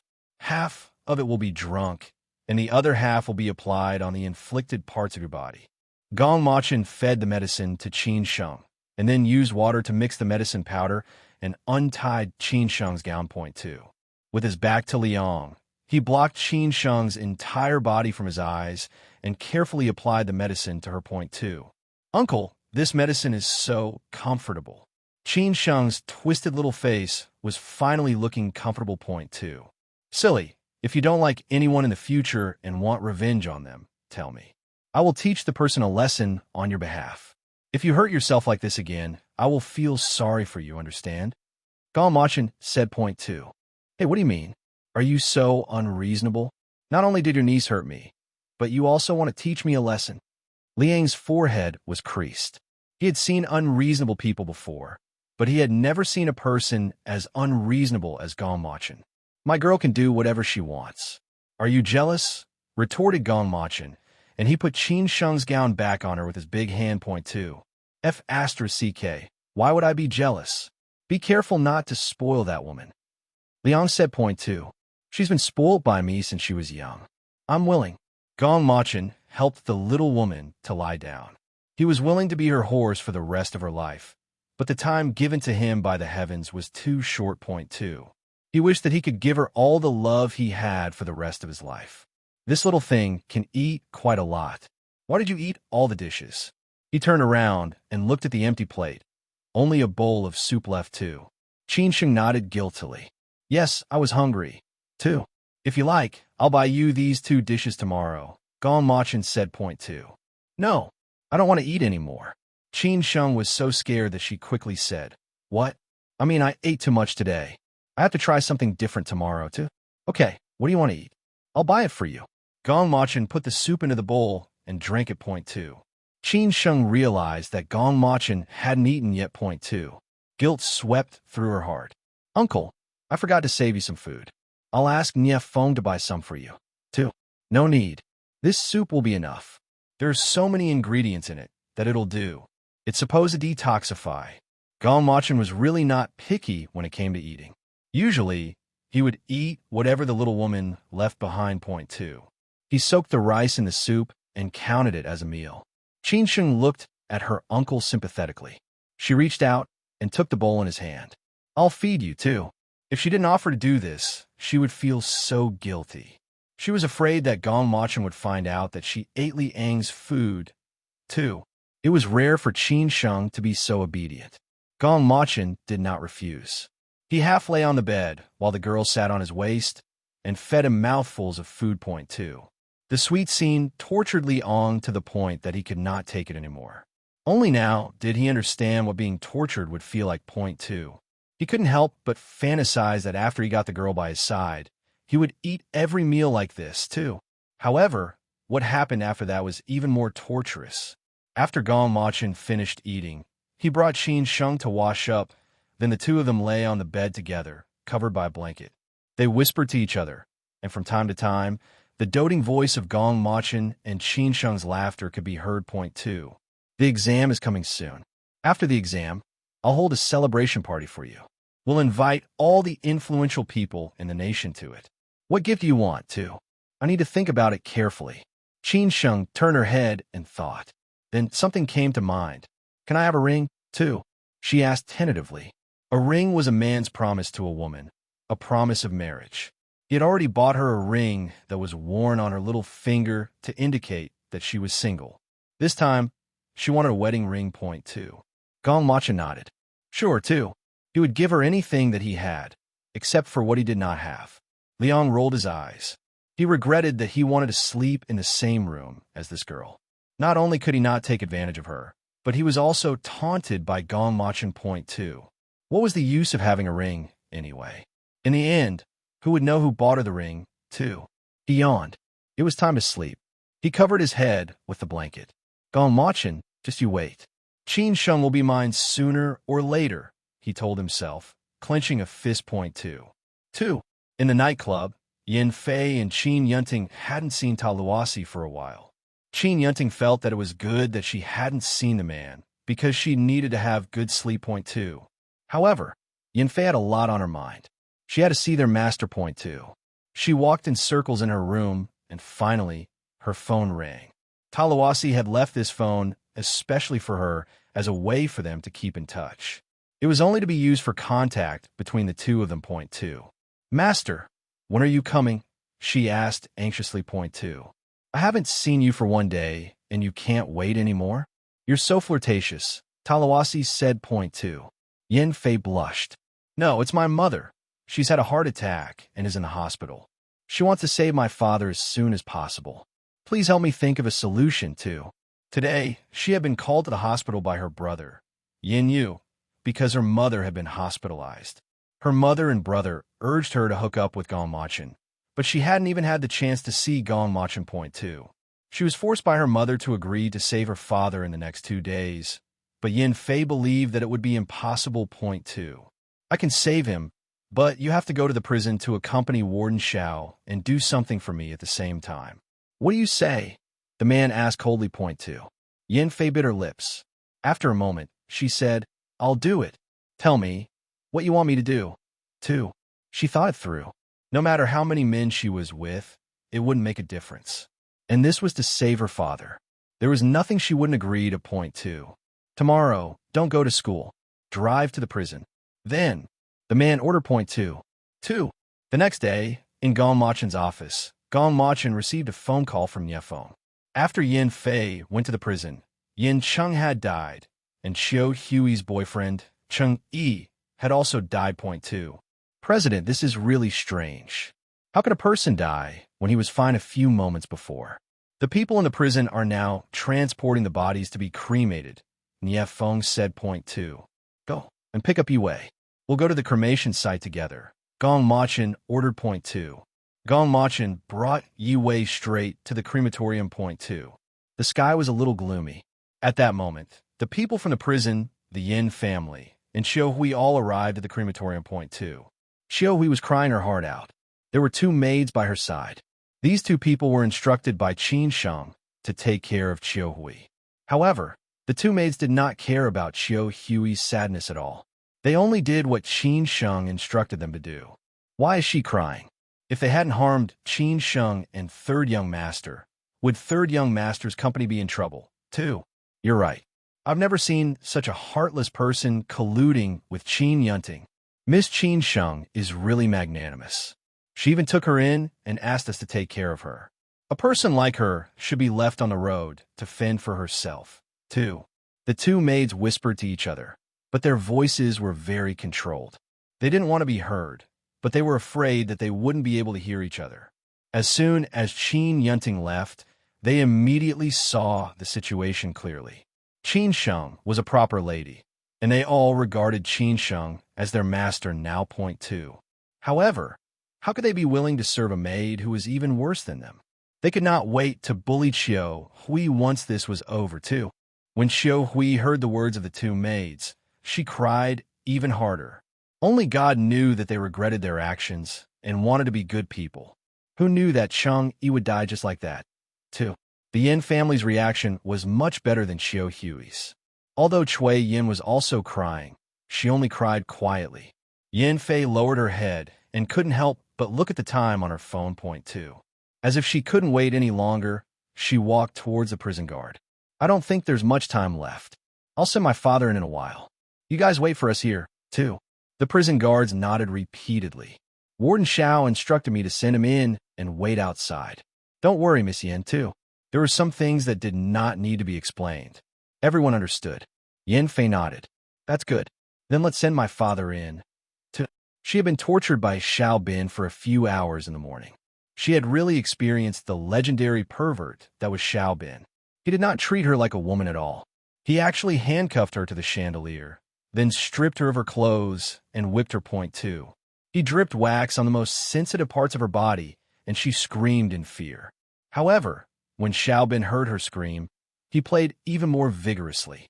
He even hung her high in the air and tied 2 ropes around her ankles. Point 2. She had studied ballet and folk dance, so had some strength and endurance.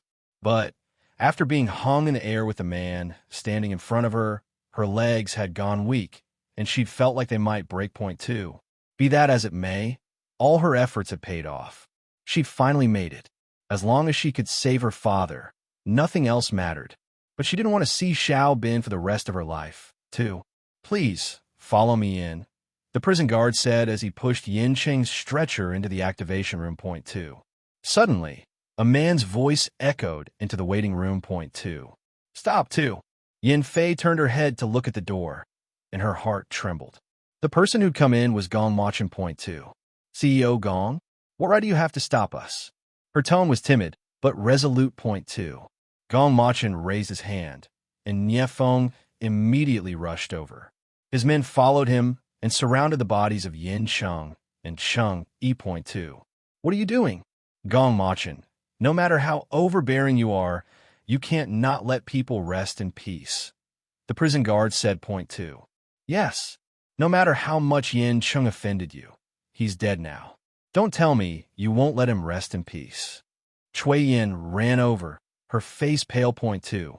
Gong Machin's thin lips moved slightly. Once a person dies, I won't pursue the matter any further. But I have a friend who's a doctor.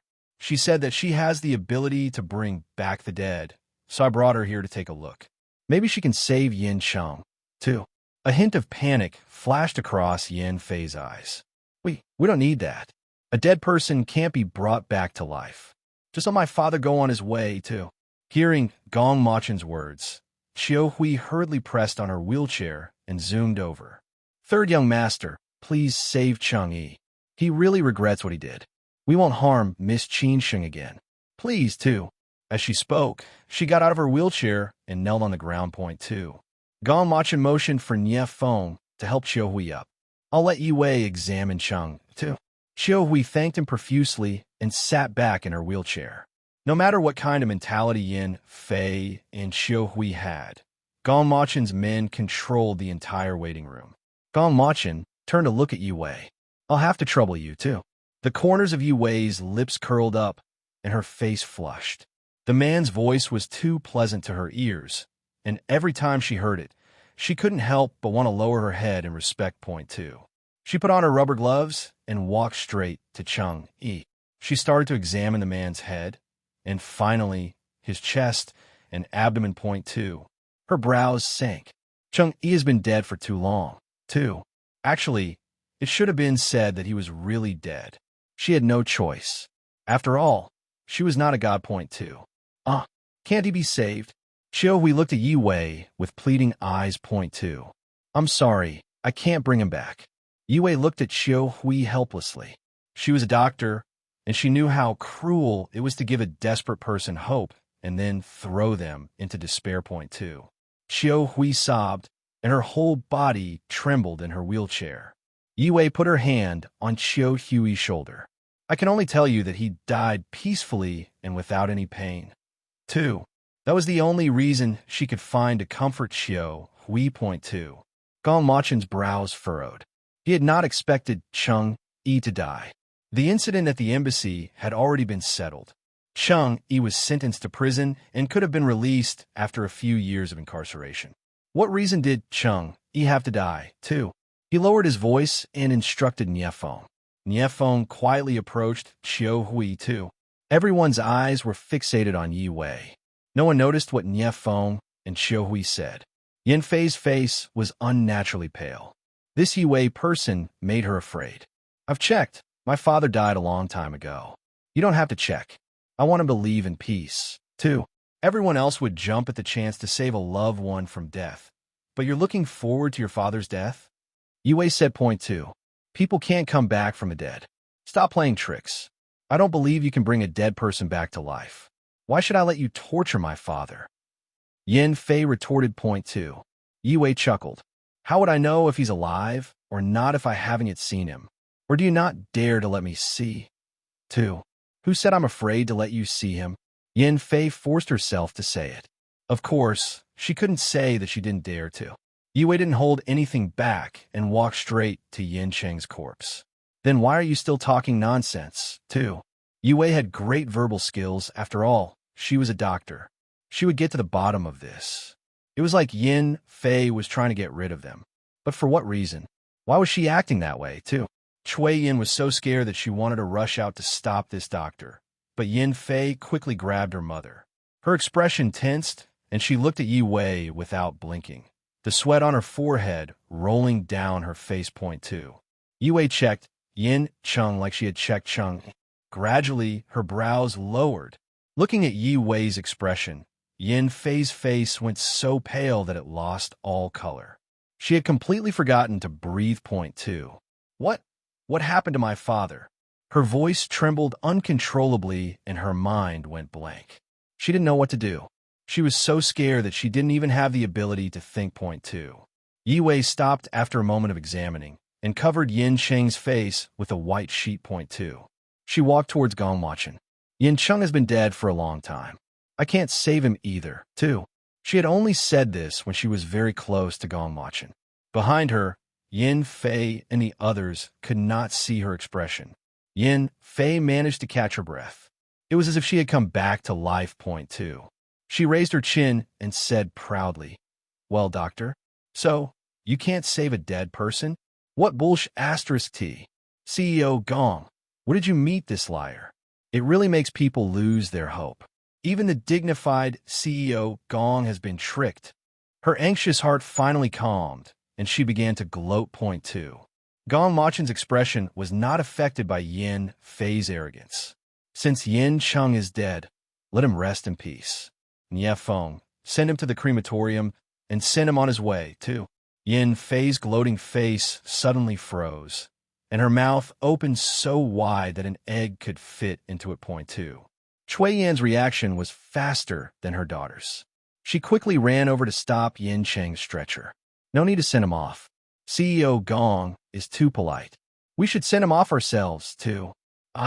Gong Machin, have never taken back what I said. Gong Machin said coldly. Point two. Yin Yu anxiously pinched his sister. You're the one who caused this mess. Go and take responsibility for it, too. Yin Fei was brought her back to her senses from the pain of her brother's pinch. She quickly said, "After all, my father was sent to prison because of Qin Sheng. He died of depression in prison. Is it appropriate for CEO Gong to do this? My father is dead. Your trouble with him is finished. Do you really have to send someone to send him off, too? Didn't you say that once someone is dead, you'll just nod your head and not care about it any longer? Isn't President Gong afraid of being laughed at by others for holding a grudge against a dead man? President Gong doesn't even let a dead person off. Aren't you being too much of a bully, too?" The corners of Gong Machen's lips curled up coldly. Those who are sent by Nie Feng usually have a certain amount of weight behind them. That is the glory of your father. Nie Feng, send him on his way, too. Nie Feng immediately accepted the order. Yes, too. No. Chui Yin cried out in shock as she watched Nie Feng pushing the stretcher away. Point two. Yin Fei also ran over. I don't agree. Please listen. Our father's spirit hasn't been suspended for 3 days. I want to tell Warden Xiao to have my father's spirit suspended for 3 days before he burns, too. She finally came up with a valid reason. Our president told me to send him on his way. Who dares to keep him beyond his time? Nie Feng pushed away Chui Yin, who was blocking the stretcher. Point two. Chui Yin turned her head and pulled Yin Fei. She threw herself at Gong Machen's feet and started to beg. President Gong, please let my husband go in peace. Let our family send him off, too. Gong Machin reached out and lifted Yin Fei's chin with his fingertips. Tell me what I want to know. I want the truth. I can give you a chance, too.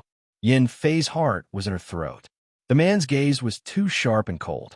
She only took a glance and had to pull away from his gaze. She did not even dare to look him in the eye. Point two. I don't know what you're talking about, too. Her tone was filled with guilt. Yesterday, Qin Yunting had told her that Gong Machin had asked Qin Yunting about their master. However, she did not expect that Gong Machin would use her father's death to threaten her. This wasn't good. Not good at all, too. Yi Wei wasn't here to save her father's life. Yin Fei knew that now. She was just here to check if her father was really dead, too. Only now did she realize how stupid she had been. Yi Wei must have hinted to Gong Machin that her father was actually still alive, too. You don't know? Then there's nothing we can do. Nie Feng, take Yin Fei to send her father on his way. Gong Machin said coldly. He wiped his hand with a handkerchief and threw it on the ground. Point two.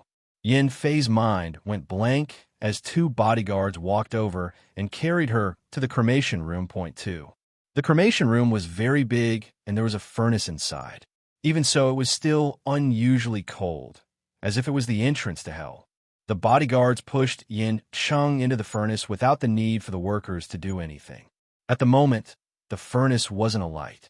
However, with the push of a button, the fire would spew out and destroy everything in the furnace. Point two. Chui Yin rushed in, hysterical screaming, and desperately hit Yin Fei's body. Hurry up and say it. Hurry up and say it. Are you mute? 2. Yin Fei's stared at her father in the furnace. Under her mother's scolding, she realized that she could not cry even if she wanted to. She knew that Gong Machin really hated her. He was more ruthless than all the rumors and beyond the limits of her imagination. Too.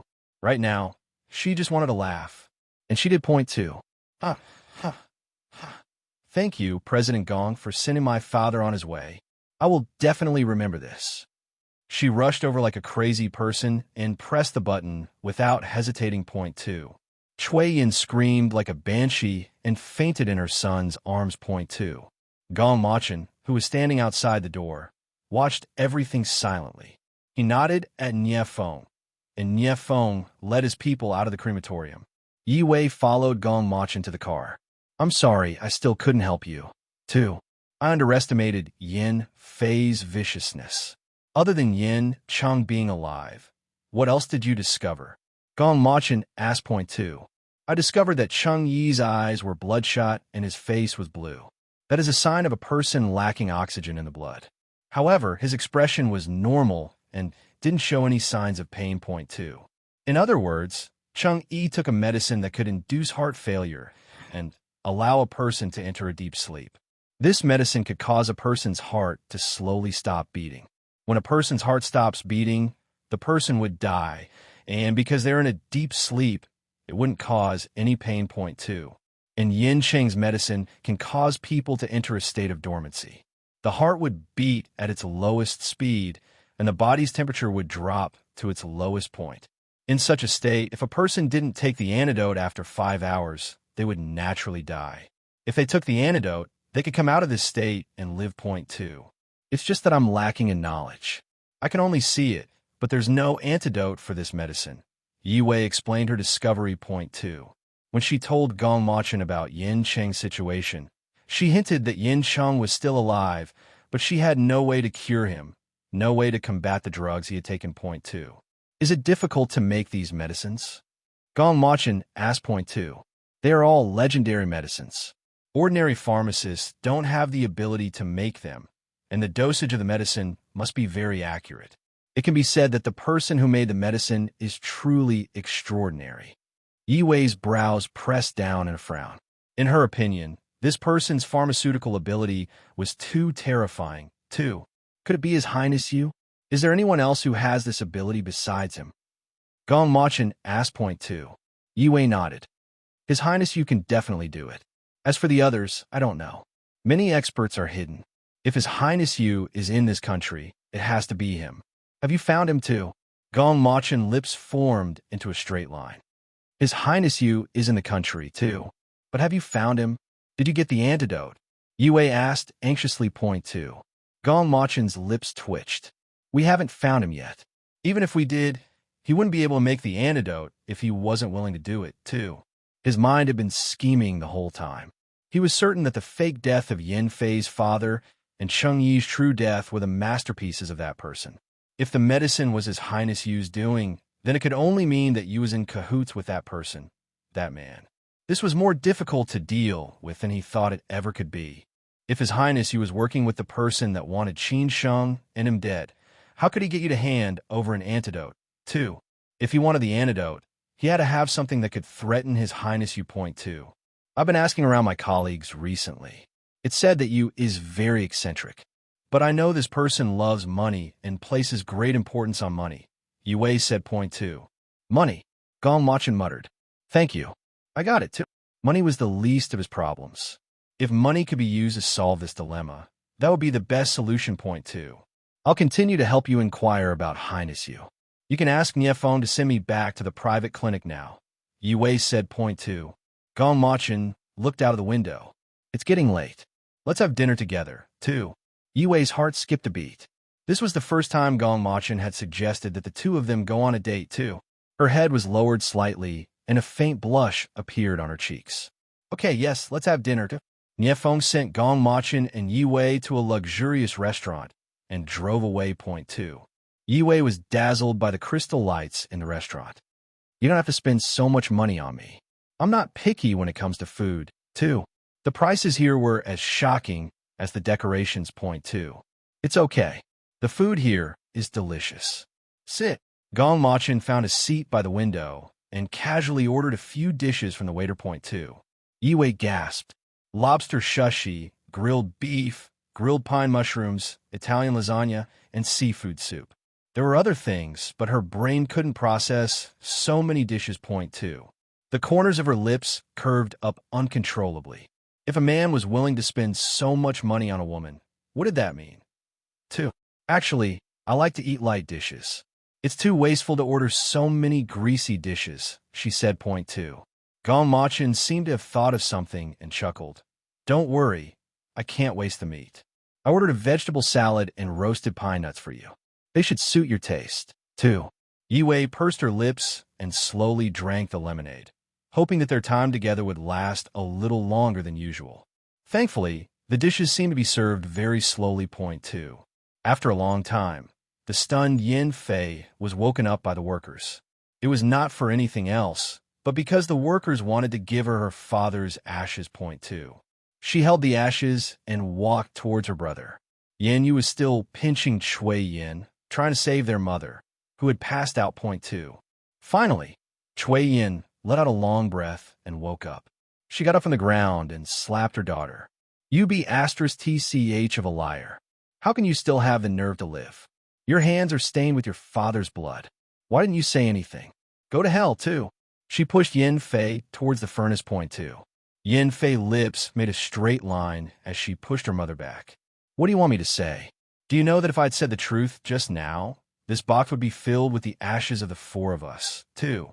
She roared angrily. She had thought that with the help of the silver-masked man, she would have saved her father. How could they have achieved this result, too? The silver-masked man had found someone who'd provided her with two kinds of medicine. Then he'd told her give it to Xiaobin. One was to give her father a fake death, and the other was to give Cheng Yi a real death. But sadly, the plan had gone awry, thanks to Gong Machin. God, how she hated Gong Machin. Revenge. She wanted sweet revenge, too. Chui Yin and Yin Yu were both stunned by Yin Fei's words. Yin Yu wrapped an arm around his mom. Mom, don't listen to her nonsense, too. I'm talking nonsense. Did you know that the seductive nightclub is my business now? Do you believe me? Yin Fei said. Point two. What did you say? Yin Yu was instantly dumbfounded. The assets of that nightclub were worth hundreds of millions, while his company was only worth a few million. Point two. If you don't believe me, then bring Mom to my place every month to get the living expenses paid. Yin Fei placed the ashes in Chui Yan's arms. Go back and bury my father properly, too. Chui Yan finally reacted and said, Daughter, you're so capable. Mom will depend on you from now on. Tell Mom what's going on. Did you hook up with a rich husband, too? Big Brother trusts you. Big Brother also depends on you. Please find a few projects for Big Brother. Yin Yu also changed tact. His attitude towards Yin Fei switching as quick as a flashpoint, too. It's not a rich husband, but someone who is willing to give it to me. From now on, the Yin family will listen to me, and I will be the master of the Yin family. Yin Fei said. Point two. Okay, sister has the ability. Brother is willing to give it to you. You will be the head of the Yin family. Yin Yu did not have any objections. As long as a few projects could be given to him to make money, he did not care who was the master of the Yin family. Point two. Yin Fei smiled sinisterly. From now on, the Yin family would be hers. Just you wait and see. I will make Gong Machin regret what happened today, too. Daughter, what do you want to do? Chui Yin asked. Point two. Yin Fei glared at her mother and raised her proud chin. Don't ask what you shouldn't ask. I'm leaving. Let my brother take you home, too. She strode out of the door. She wouldn't forget about her father's life, but she wisely chose to lie low and wait for that person to take revenge for her. 2. Yi Wei, who was still in the restaurant, had already drunk countless cups of lemonade. The sour lemonade was really appetizing, and she was hungry after drinking at. Point two. She was a little curious as to why no one had served the dishes for such a long time. Uncle, I'm here. A voice sounded from outside the door, followed by a girl who skipped in. Point two. Qin Sheng threw herself at Gong Machin and plunged into his arms. Point two. Gong Machin didn't move and let the girl hug his neck. He ran his big hand through the girl's messy hair and wiped the fine sweat on her forehead with a handkerchief. Why are you here? You're sweating. Be good, don't move. You'll catch a cold if you don't wipe it clean. 2. Qin Sheng shook her little head in the man's arms. It's okay. It'll be dry soon. I was just afraid that you'd be lonely. 2. She sat up and looked at the woman who was sitting opposite them. 2. The woman was very delicate and pretty. There was no makeup on her face. From the inside out, she was exuding a single word, quiet. She was so quiet that one could almost treat her as scenery. 2. Uncle, who is she? Qin Sheng asked. Besides Qin Zixian, this was the first female she had seen beside Gong Machin in so many years. 2. I'm Yi Wei, your uncle's doctor. You're Qin Sheng, right? I'm 2 years younger than your uncle. I'll treat you as my niece, too. Yi Wei smiled kindly. 2. Qin Sheng's little face darkened. What did she mean by treating her as her niece? 2. Was this Yi Wei reminding her that she was only her uncle's niece? Nothing more. 2. You're welcome. Since you're my uncle's doctor, then it's lovely to meet you. Suddenly, she thought of something. What illness does my uncle have? Yes, my dear. Yi Wei paused for a moment. 2. I'm not sick. She's my personal doctor. Gong Machin's words stopped Yi Wei's words. 2. Families like theirs would have their own personal doctor. Whether they were sick or not, they could call for a checkup anytime. 2. Yi Wei heaved a sigh of relief. She would not lie. She really couldn't come up with a reason. 2. Qin Sheng was a little surprised. Gong Machin had a personal doctor. What did he change it? Just as she was thinking of this, Gong Machin touched the girl's head with his big hand. The dishes are here. Let's eat, too. The waiter served the dishes. The roast beef and Italian lasagna were placed in front of Qin Sheng. These were Qin Sheng's favorite foods. Her attention was successfully diverted to the food by Gong Machin. After a day of classes, she was already hungry. Gong Machin helped Qin Sheng cut the steak into small pieces for her to eat. His movements and nature indicated her was used to doing this. His gaze gently landed on the girl's gluttonous little face. 2. One woman was focused on eating, while the other focused on watching. 2. Yi Wei's heart turned cold. At that moment, she finally understood why Gong Machin said that the food would not be wasted, because it was not meant for her. She quietly ate her grilled pine mushrooms and vegetable salad. 2. Uncle, you eat. Qin Sheng's stomach was stuffed. Only then did she remember to fork a piece of steak to feed to the man. 2. Qin Sheng had a sixth sense. She felt awkward looking at Yi Wei and deliberately wanted to show off their love in front of her. 2. Gong Machin didn't dare to use Qin Sheng's fork directly, afraid that his saliva would stain her cutlery. He used his own fork to fork the meat and put it into his mouth. 2. However, that action changed the taste in Qin Sheng's eyes. Her man didn't even touch her cutlery in front of Yi Wei. 2. She ate her lasagna and steak one bite at a time. The food in her mouth no longer had the same taste as before. 2. A plate of lobster sashimi was brought to the table by the waiter. 2. The sparkling and translucent lobster meat looked even more shiny when placed on a layer of ice. 2. This was Qin Sheng's habit. She liked to eat something light to clear her mouth after eating something greasy. She picked up the lobster meat, dipped it in soy sauce and green mustard, and fed it to Gong Machin. Uncle, here's the lobster meat. 2. Put on the plate, Gong Machin said. 2. Qin Sheng gloomily placed the lobster meat on the small plate in front of Gong Machin. He still refused to use her cutlery. 2. Her heart felt as though it had been pricked by something. When had they ever had separate cutlery? 2.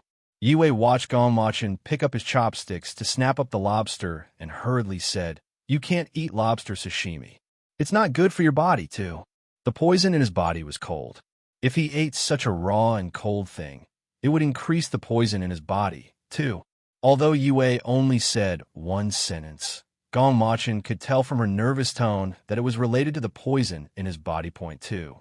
He raised his hand and called the waiter, Put the lobster meat in the lobster porridge. 2. He would definitely eat the food that Qin Sheng gave him. So, if he couldn't eat it raw, then he would eat it cooked. 2. Qin Sheng's brows sank. For the first time, her man didn't listen to her, but listened to the other women, too. Damn it, she couldn't stand it anymore. A cunning look flashed across her eyes as she asked the waiter to come over. Open a bottle of brandy white wine for me. I want to drink it with lobster sashimi, too. Yi Wei's heart twitched. A bottle of brandy white wine was worth hundreds of thousands of dollars. This girl didn't even change her expression when she'd ordered it. Point 2. As the waiter opened the bottle, an aromatic wine fragrance wafted out. It definitely didn't insult its price. Point 2. The waiter poured wine for the three of them.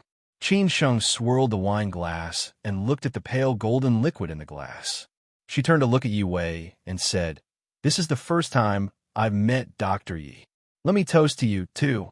She raised her hand and poured the glass of wine into her mouth. After drinking the entire glass of wine, she placed the wine glass down. Point 2. "Dr. Yi, are you not going to do me the honor?" 2. Yi Wei held the wine glass and felt a little awkward. "No, I don't often drink. It's better if I don't, too. She doesn't know how to drink. I'll drink with you." Gong Machin picked up his own wine glass and drank it. He didn't know what Qin Sheng was up to, but if she wanted to drink, he would drink with her. Point 2. Yi Wei's heart tightened. Gong Machin's body wasn't suitable for drinking, and she had already told him that. Point 2. "It's okay. I can still drink a glass. You don't have to drink anymore," Yi Wei said quickly. Point 2. She didn't want Gong Machin to drink anymore. She raised her hand and gulped down a glass of wine. It was easier to swallow than she had imagined. There was no sour feeling like with other white wine. Point 2. Qin Sheng's heart ached. Gong Machin stopped drinking the wine for Yi Wei, while Yi Wei drank on behalf of Gong Machin. Point 2. Qin Sheng gulped down one glass of wine after another. It was very strange. She clearly wanted to get drunk, but the more she drank, the more sober she became. She didn't know how many glasses she drank before she successfully passed out in Gong Machin's arms. Her arms hooked around the man's neck, and she did not let go, as though she was declaring her sovereignty. Point 2. Gong Machin's hand touched Qin Sheng's drunk little face. What the hell had happened today? 2. Qin Sheng is drunk. "I'll take her home and let Nief Feng drive you back," he instructed. Point 2. After saying that, he carried Qin Sheng and walked out of the restaurant. Yi Wei wanted to say that she could walk on her own, but the man was walking so fast that she didn't have time to say. Point 2. She walked out of the restaurant slowly. Nief Feng was already waiting for her outside the restaurant. The sky was filled with stars, but her heart was gloomy. Gong Machin was like the sky. No matter how hard she tried, she could not get close to him. She got in Nief Feng's car and went home. Point 2. Gong Machin's car drove back to the Qin family's old residence, and he parked up. He carried Qin Sheng into the bathroom to take a shower. Point 2. The drunk Qin Sheng was woken up by the warm water. She grabbed the man's tie and pulled him in front of her. "Uncle, I don't want you to like Yi Wei, too." Gong Machin chuckled. "So, that was the reason why the little girl was acting strange tonight." Point 2. "She's just my doctor, Moody One. Why are you jealous of everything?" 2. "She's just a doctor. But then why does he listen to Yi Wei so much? Like with the wine and the lobster?" Qin Sheng shook her drunken head. Point 2. Her eyes turned, and she hooked her arm around the man's neck. "Then what am I to you?" 2. "You're my girl. I'll carry you back to the bedroom." Gong Machin got up as he spoke, but the little woman wouldn't let go of him. Point 2. Gong Machin said, "Stop fooling around. Be good. Get up and I'll carry you in." 2. Qin Sheng wasn't willing to listen. Gong Machin's brows were deeply furrowed. It took him a lot of willpower to control himself and carry her back to the bedroom. Gong Machin's forehead was covered in a layer of sweat. "Qin Sheng, let go." 2. The man's hand was covered in a thin layer of calluses because he used a gun and practiced martial arts. 2. After a long time, Gong Machin looked at the girl on the bed. She was so tired that she was sound asleep. He used a tissue to wipe her small hands. The corner of his lips curled into a smile as he shook his head helplessly. His phone vibrated. He glanced at the screen and saw that it was Nie Feng's number. He picked up the call. Point 2. "President Chiu Hui found a password," Nie Feng reported. Point 2. "Okay, I'll go right away," Gong Machin said softly. Point 2. He covered Qin Sheng with a blanket and carefully turned on the night light. When he walked out of the room, he took a deep look at the girl and closed the door. When he was at the crematorium, he asked Nie Feng to look for Chiu Hui because he wanted Chiu Hui to go back and look for Chang Yi's belongings. He wanted to see what clues he could find. Someone must have killed Cheng Li to silence him.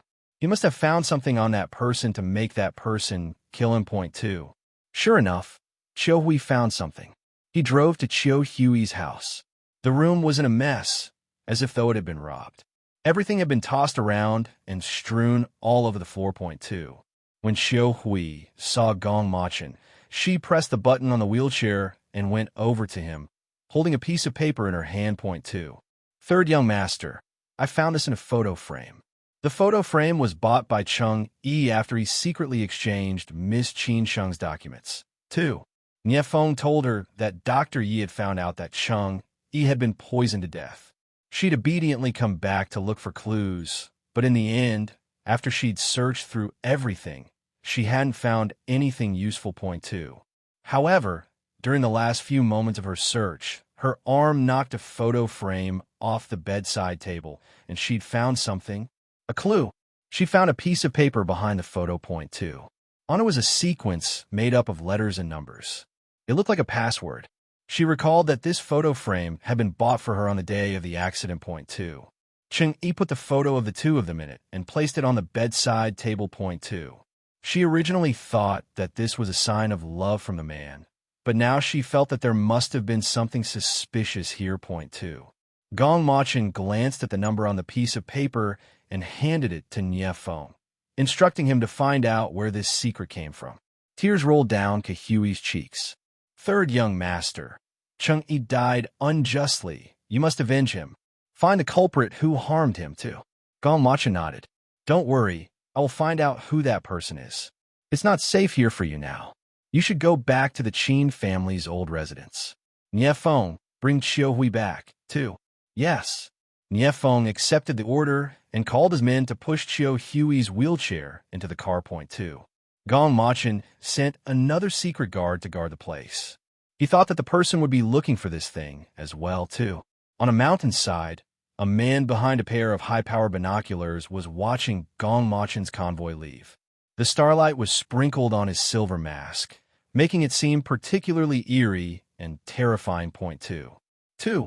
The next morning's sunlight gently hit Qin Sheng's face. She comfortably stretched her body and opened her eyes. She instantly saw the clothes that Gong Machin had put out for her. Point two. The clothes had been matched perfectly for her. Her small face blushed, and she reached out to put them on. She went to the bathroom to wash up and skipped downstairs to eat breakfast. Point two. The people in the dining room were all seated at the table. There was an empty seat next to Zheng Min, which once belonged to Qin Yunting. Point two. As if afraid that everyone would forget that Qin Yunting was kicked out of the house, Zheng Min still asked the servants to place Qin Yunting's cutlery out at every meal. Point two. Qin Sheng greeted everyone skillfully and sat next to Gong Machin. She started to eat breakfast. Point two. Liang's eyes glared at the little woman. She did not greet him, but he was not being unreasonable. Regardless, there was a lesson on court etiquette today, and he was waiting to teach her a lesson at school, too. After breakfast, Qin Sheng took Gong Machin's car to school.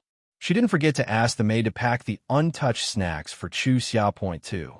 When she entered the classroom, she saw Chu Xia with a sad face. She handed the lunchbox to her. I brought you breakfast, too. Chu Xia forced a smile. Thank you. I'll take some back for my mother, so she can have breakfast tomorrow, too. There's a lot in there. There's enough for you now, and some for your mother to eat tomorrow. Qin Sheng persuaded. Point two. I have no appetite, Chu Xia whispered. Point two. Qin Sheng's eyes narrowed. Are you hiding something from me? Tell me, too. No. Why would I hide anything from you? I'll eat it now. Chu Xia forced another smile.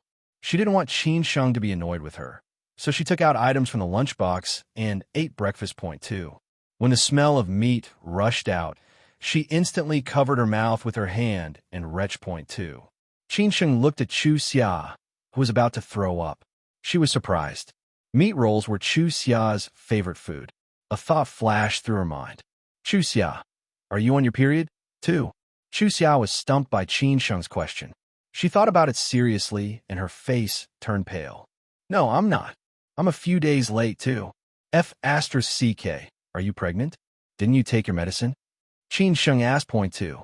Chu Xia's brain felt like it had been struck by lightning. She was so stunned that she couldn't react at all. Could she really be pregnant, too?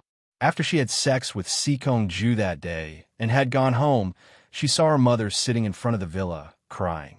That's when she'd told her that her father had a gambling debt and that the house had been sold. They had no place to stay. Point two.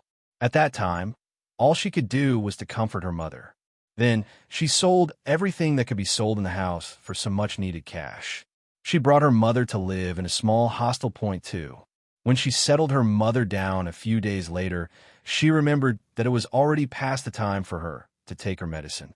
She calculated that it should be her safe period that day, so she didn't dwell on the issue. Point two.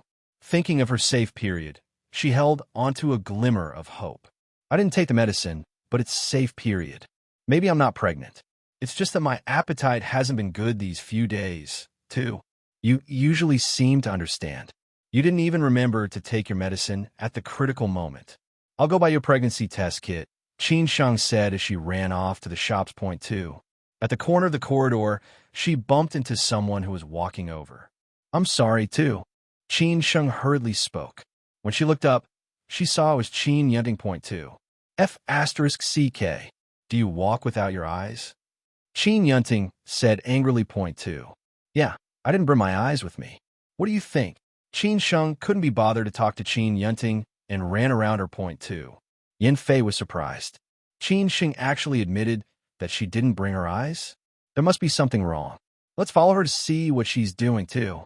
Qin Yunting nodded. That was definitely not Qin Sheng's personality. She and Yin Fei turned around and followed Qin Sheng. Point two. Qin Sheng didn't dare to go to the pharmacy at the school gate for fear of being recognized by the people there. She deliberately went into the alley and found a very small pharmacy, a kind of pharmacy that was privately owned. Point two. A middle-aged woman immediately said, "Little sister, were you feeling unwell? What medicine do you want to buy, too?" I want to buy. Qin Sheng's tongue twitched. It was really hard to say, well, I want to buy. Air, a pregnancy tests? That'll be great, too. Her tongue was almost tied into a Chinese, not before she'd said all the things she needed to say. Point two. The woman looked at the girl's school uniform. The world is really declining. She's still a student, and she wants to buy this thing? When we were your age, we didn't even know what men looked like until we got married, too. Qin Sheng's face darkened. If she hadn't been in a hurry to get a pregnancy test, she would have quarreled with this woman. She didn't even know what a man's thing looked like until she got married. Was she talking about his duda? Maybe her husband was a eunuch, too. Are you selling it or not? If not, I'm leaving, too. Don't worry. I'll give it to you, the woman said quickly. Point two. How much for one? Qin Sheng asked. Point two. A golden light flashed across the woman's eyes. She could tell this was the first time she had bought one. One for 50, two for 90. If you buy three, I'll give you a discount. You'll give me 120. You'll probably use it more than once, anyway. I say buy more than one, too. Use it more than once. Puffed. One for 40, right? Qin Sheng pulled out 40 and threw it on the counter. Point two. No, one for 50. If you buy three, I'll give you one for 40, the woman shouted. Point two. Qin Sheng picked up a box. Are you selling it or not? If not, I'll go somewhere else, too. Forget it. Since you're a student, I'll give you a discount. The woman's tone sounded as if she had suffered a great loss. Point two. The old woman's heart was bubbling with joy. She had sold something worth more than 10 yuan for 40 yuan. How could she dare to let Qin Sheng go somewhere else, too? Qin Sheng hurriedly ran out of the pharmacy. She knew that she had been cheated, but she did not have time to argue with that woman. It was almost time for class, too. Outside the pharmacy, Qin Yunting and Yin Fei looked through the glass of the door and saw the things on the counter. Point two. It's a pregnancy test. We guessed right. It's really something shameful. Yin Fei's face was full of surprise. Point two. Well, let's go back and see if we don't ruin her today, Qin Yunting said viciously. In the school bathroom, Chu Xiao walked out of the cubicle with the pregnancy test. Her head was drooping. Qin Sheng, help me take a look. Do the two red lines mean pregnant, too? Qin Sheng read the box's description again. Yes, the two red lines mean pregnant, too. Could there be a problem with the pregnancy test stick? Was it a mistake? Chu Xia could not accept the fact that she was pregnant. Point two. How could it be? I saw that the manufacture date was quite new. It should be accurate. What do you plan to do? Qin Sheng asked. Point two. Chu Xia bit her lip. No, I can't keep it. My father took the family money that day and went out to gamble. He owed 2 million yuan in gambling debts. He asked me to marry an old man. He said that the old man promised 2 million yuan in betrothal gifts. When I graduate, I'm going to get married, too. She wiped away her tears. It was then that she told Qin Sheng what she had been worried about for the past few days. Damn, how can your father let you marry an old man? Don't marry an old man. At worst, I'll ask my uncle to give us money and we'll go abroad to study together. Qin Sheng said, Point 2. If I don't marry, no one will give my father the betrothal gifts. If he doesn't pay the usury will take my mother to the lowest place and do shameful things to her. My mother is already old. I can't let her do such things. It's better for me to marry an old man. Chu Xia said softly. Point 2. Qin Sheng's eyes turned, and she had an idea. I'll go to class first. After class, I'll go find Liang and ask for Si Kongju's phone number. Let's go find Si Kongju, too. She threw the pregnancy test kit into the trash can and pulled Chu Xia out of the bathroom. Point 2. Qin Yunting and Yin Fei watched Qin Sheng and Chu Xia walk away before they entered the bathroom. As expected, they found what they were looking for, too. It wasn't easy for them to last until class ended. Qin Sheng immediately ran to the office to look for Liang, too. She pushed the door open and entered, and she saw the man lifting his pants. Point 2. Liang turned his head to look at the girl who had barged in. He raised his eyebrows and unhurriedly zipped up his pants. He said evilly, If you want to see my body, just say it. I'll let you see it for free. Why are you barging into the office, anyway, too? Forget about that little lipstick of yours. I'm not interested. Give me Si Kongju's phone number. Qin Sheng said. Point 2. Liang's lips twitched. That damn little woman. She said that he was a man with a lipstick, which meant small d asterisk CK. He wanted to press her under his body so that she could see his size. Point 2. What do you want Si Kongju's phone number for? He asked. Point 2. Oh, where? Qin Sheng's brain was working at high speed. She'd forgotten to invent a reason to ask for the man's phone number. Yes, air. It's because my classmate is allergic. I saw that Si Kongju's medicine was quite effective, so I wanted to ask him for more, she said, satisfied. Point 2. The medicine was very effective. They'd used Si Kongju's medicine that night. It was fine when they'd washed it off the next morning, so she hadn't missed any class because of the allergic reaction. Point 2. Your classmate is allergic? Who is it? What's their name? Liang asked. Point 2. You don't know my classmate. Give me the phone number quickly. Qin Sheng said. Point 2. Liang's eyes narrowed, and he scowled at the little woman in front of him. I teach you palace etiquette, but I don't know your classmate?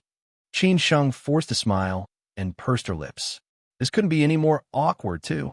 He's a classmate of mine from elementary school. He doesn't go to high school here. She thought that a reasonable explanation. Point 2. Liang's gaze narrowed on the little fox in front of him who was blatantly. If he wants the medicine, bring him here. Then I'll help you contact Si Kongju. 2. Why was she looking for Si Kongju anyway? Was it her or Gong Machin? However, with Gong Machin's abilities, there was no need for Qin Sheng to ask for his phone number. As long as Gong Machin wanted to know, he would know which woman's home Si Kongju was at. Point 2.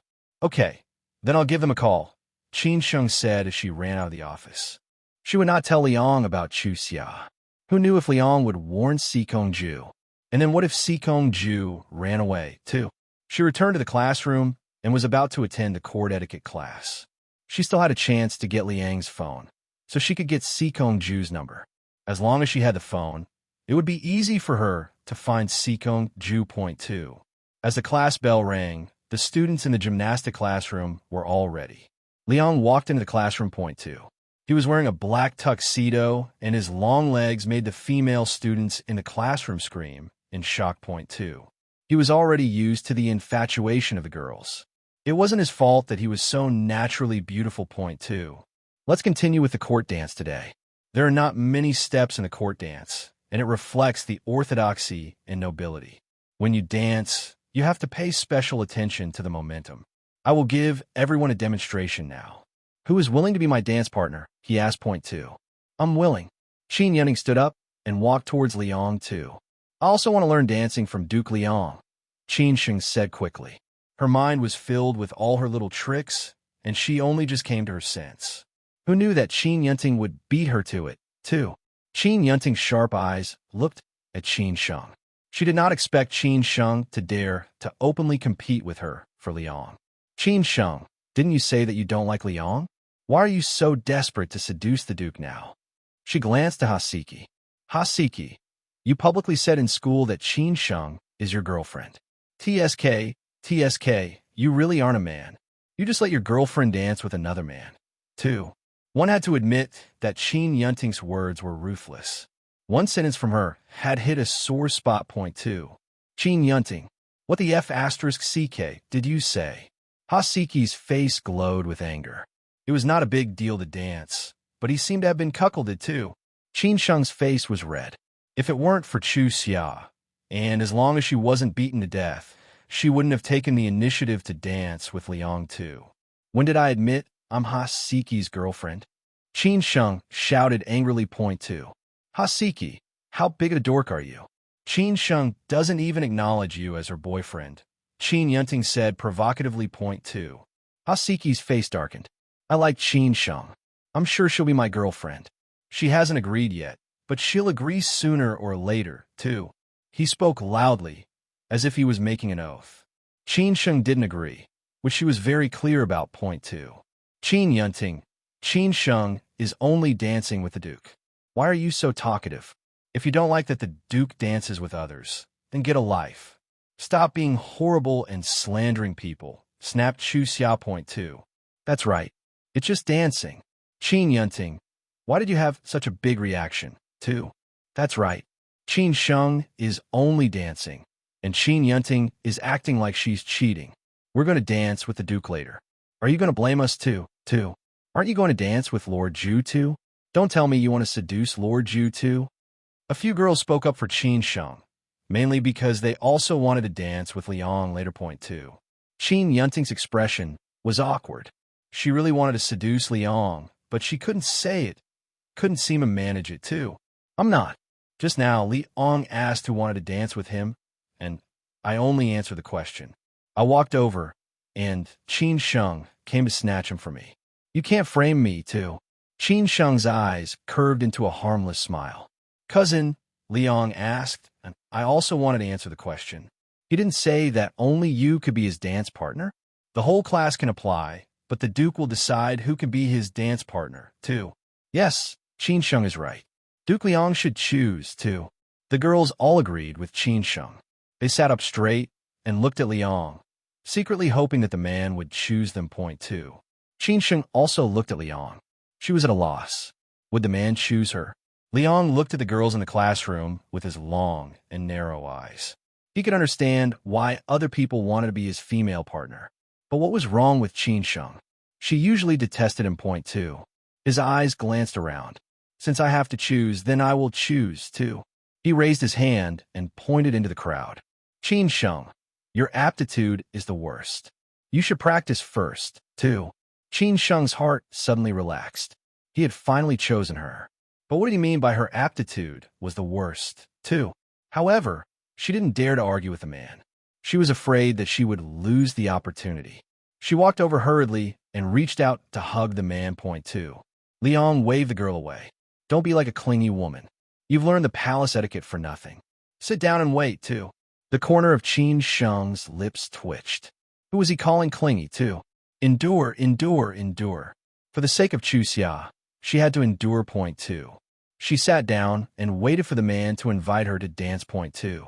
This was indeed the rule of the palace dance. Girls had to sit elegantly in their seats and wait for a gentleman to invite them.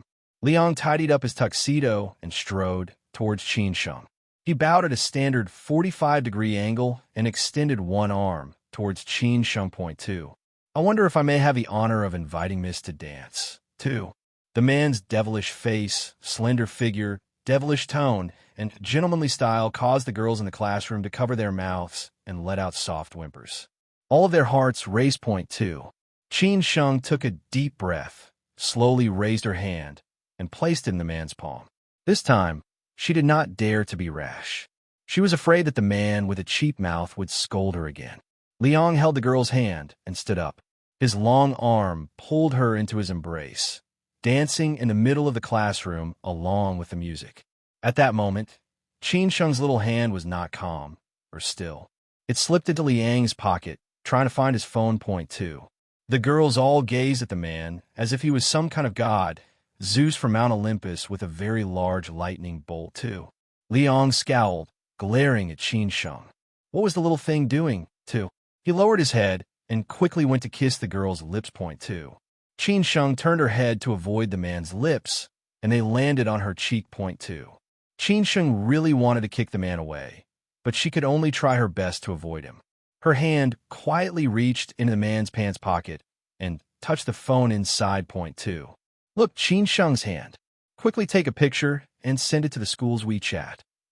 Yin Face said. Point 2. Qin Sheng finally took the opportunity to turn around and dance. She took out the phone from Liang's pocket and hid it in the pocket of her skirt. Point 2. Duke, you dare to molest Qin Sheng. I won't let you off. Hasiki saw that Liang was about to kiss Qin Sheng's face again and rushed over in anger. Point 2. Qin Sheng secretly cheered. Hasiki was too awesome. She immediately slapped Liang's face and pushed him away. Point 2. Duke Liang, you're too shameless. I'm going to the principal to sue you. Qin Sheng sobbed. Point 2. Qin Sheng, don't be afraid. I'll testify. It was the Duke who kissed you first. Hasiki said. Point 2. Qin Sheng sobbed as if she had suffered a great grievance. She covered her face and ran out of the classroom. Chu Xia was frightened and hurriedly chased after her. Liang was so angry that he almost punched a wall. Damn it, stop right there, too. He strode forward to catch the annoying girl, but he was stopped by Hasiki. Did Hasiki want to die here, too? He grabbed Hasiki's collar. He wanted him to know what the word death meant. Point 2. In the school campus, Qin Sheng found an inconspicuous corner and hid. Point 2. Qin Sheng, are you okay? Chu Xia chased after Qin Sheng. Her face was pale. She was afraid that something had happened to Qin Sheng. Point 2. Of course I'm okay. Did I act well just now? Did I lie to you? Qin Sheng asked. Point 2. You're acting? Why are you acting? Chu Xia asked. Point 2. Qin Sheng raised her hand and knocked Chu Xia's head. I pretended to cry, but those were real tears you saw. I acted them so that we could carry out our plan. By the way, how are you? I can't believe you're pregnant. Does your stomach hurt? Is the baby okay, too? Chu Xia was stunned by Qin Sheng's question. She was still in a confused state and couldn't accept that she was pregnant. She couldn't accept that there was a life in her stomach. Point 2. Don't say that. You're making my hair stand on end. I'm only 18. How can I be pregnant? Besides, my dad asked me to marry that old man, so I can't stay pregnant. If I'm really pregnant, he'll... I don't know. It's so messed up, too. Her voice was soft and filled with panic. Point 2. Qin Sheng was about to scold Chu Xia for her stupidity. Do you dare to be any more stupid and cute? If you have an abortion, what's the point in looking for Sikong Ju, too? Chu Xia looked at Qin Sheng in a daze. What do you mean? Too. What I mean is that you're going to get married anyway. So why don't you just marry Sikong Ju? Based on his appearance and age, that old man definitely can't be compared to Sikong Ju. Moreover, he seems to be quite rich. Think about it. Liang is so rich that he could drop gold all over the place, so Sikong Ju might be able to pick some cash up. It wouldn't be a problem to ask him to pay 2 million. Point 2. Most importantly, he is the baby's father. It's only right that you two get married. He wouldn't deny his own baby, would he, too? Chu Xia was persuaded. If she didn't have a miscarriage, she could still solve her family's debt problem. She was willing to marry Sikong Ju. Point 2. But will he marry me? She asked. Point 2. Why not? This is his baby. Look, I stole Liang's phone while I was dancing. Let's send a message to Sikong Ju and ask him to meet us here. When the time comes, you can tell him that you're pregnant with his child and let him take responsibility, too. As Qin Sheng spoke, she tapped on Liang's phone screen and found his WeChat. She flipped through the contacts inside, but Liang's contacts were much fewer than Qin Sheng had imagined. There were only a dozen of them in total. The image of a skull ring was reflected in her eyes. The skull ring, which had 2 emerald eyes, was too easy to recognize. With one look, she could tell that it was the one on Sikong Ju's little finger. Moreover, the name was Ju. She was certain that it was Sikong Ju. Point 2. She typed in a few words skillfully. Wait for me at the West Coast Cafe at the entrance of Qin Sheng School. Immediately, right now, too. After sending the message, she immediately logged off. She was determined not to give Sikong Ju a chance to ask her why. She sent it in Li Ang's tone. She was afraid that if he asked, she wouldn't be able to explain why she asked him to come over. It would be troublesome if they were exposed. Point 2. She looked up at Chu Xia. Go to the cafe and wait. Tell him when you see him. 2. Chu Xia's hand twisted her skirt. Will he come? 2. Qin Sheng pursed her lips. I don't know, but Li Ong is his master. Does he dare not come? You go and wait. If he doesn't come, we will think of another way. 2. Chu Xia nodded and touched her lower abdomen uncontrollably. For the sake of her baby, she had to explain it all to Sikong Ju. Point 2. The battle in the classroom had ended. The corner of Ha-Siki's mouth was swollen by Liang. Liang was fine. He stood there and played with the dirt on his clothes. Are you going to fight or not? Liang asked coldly. Point 2. You can't bully Qin Sheng. Ha-Siki shouted angrily. Point 2. Qin Yunting walked over.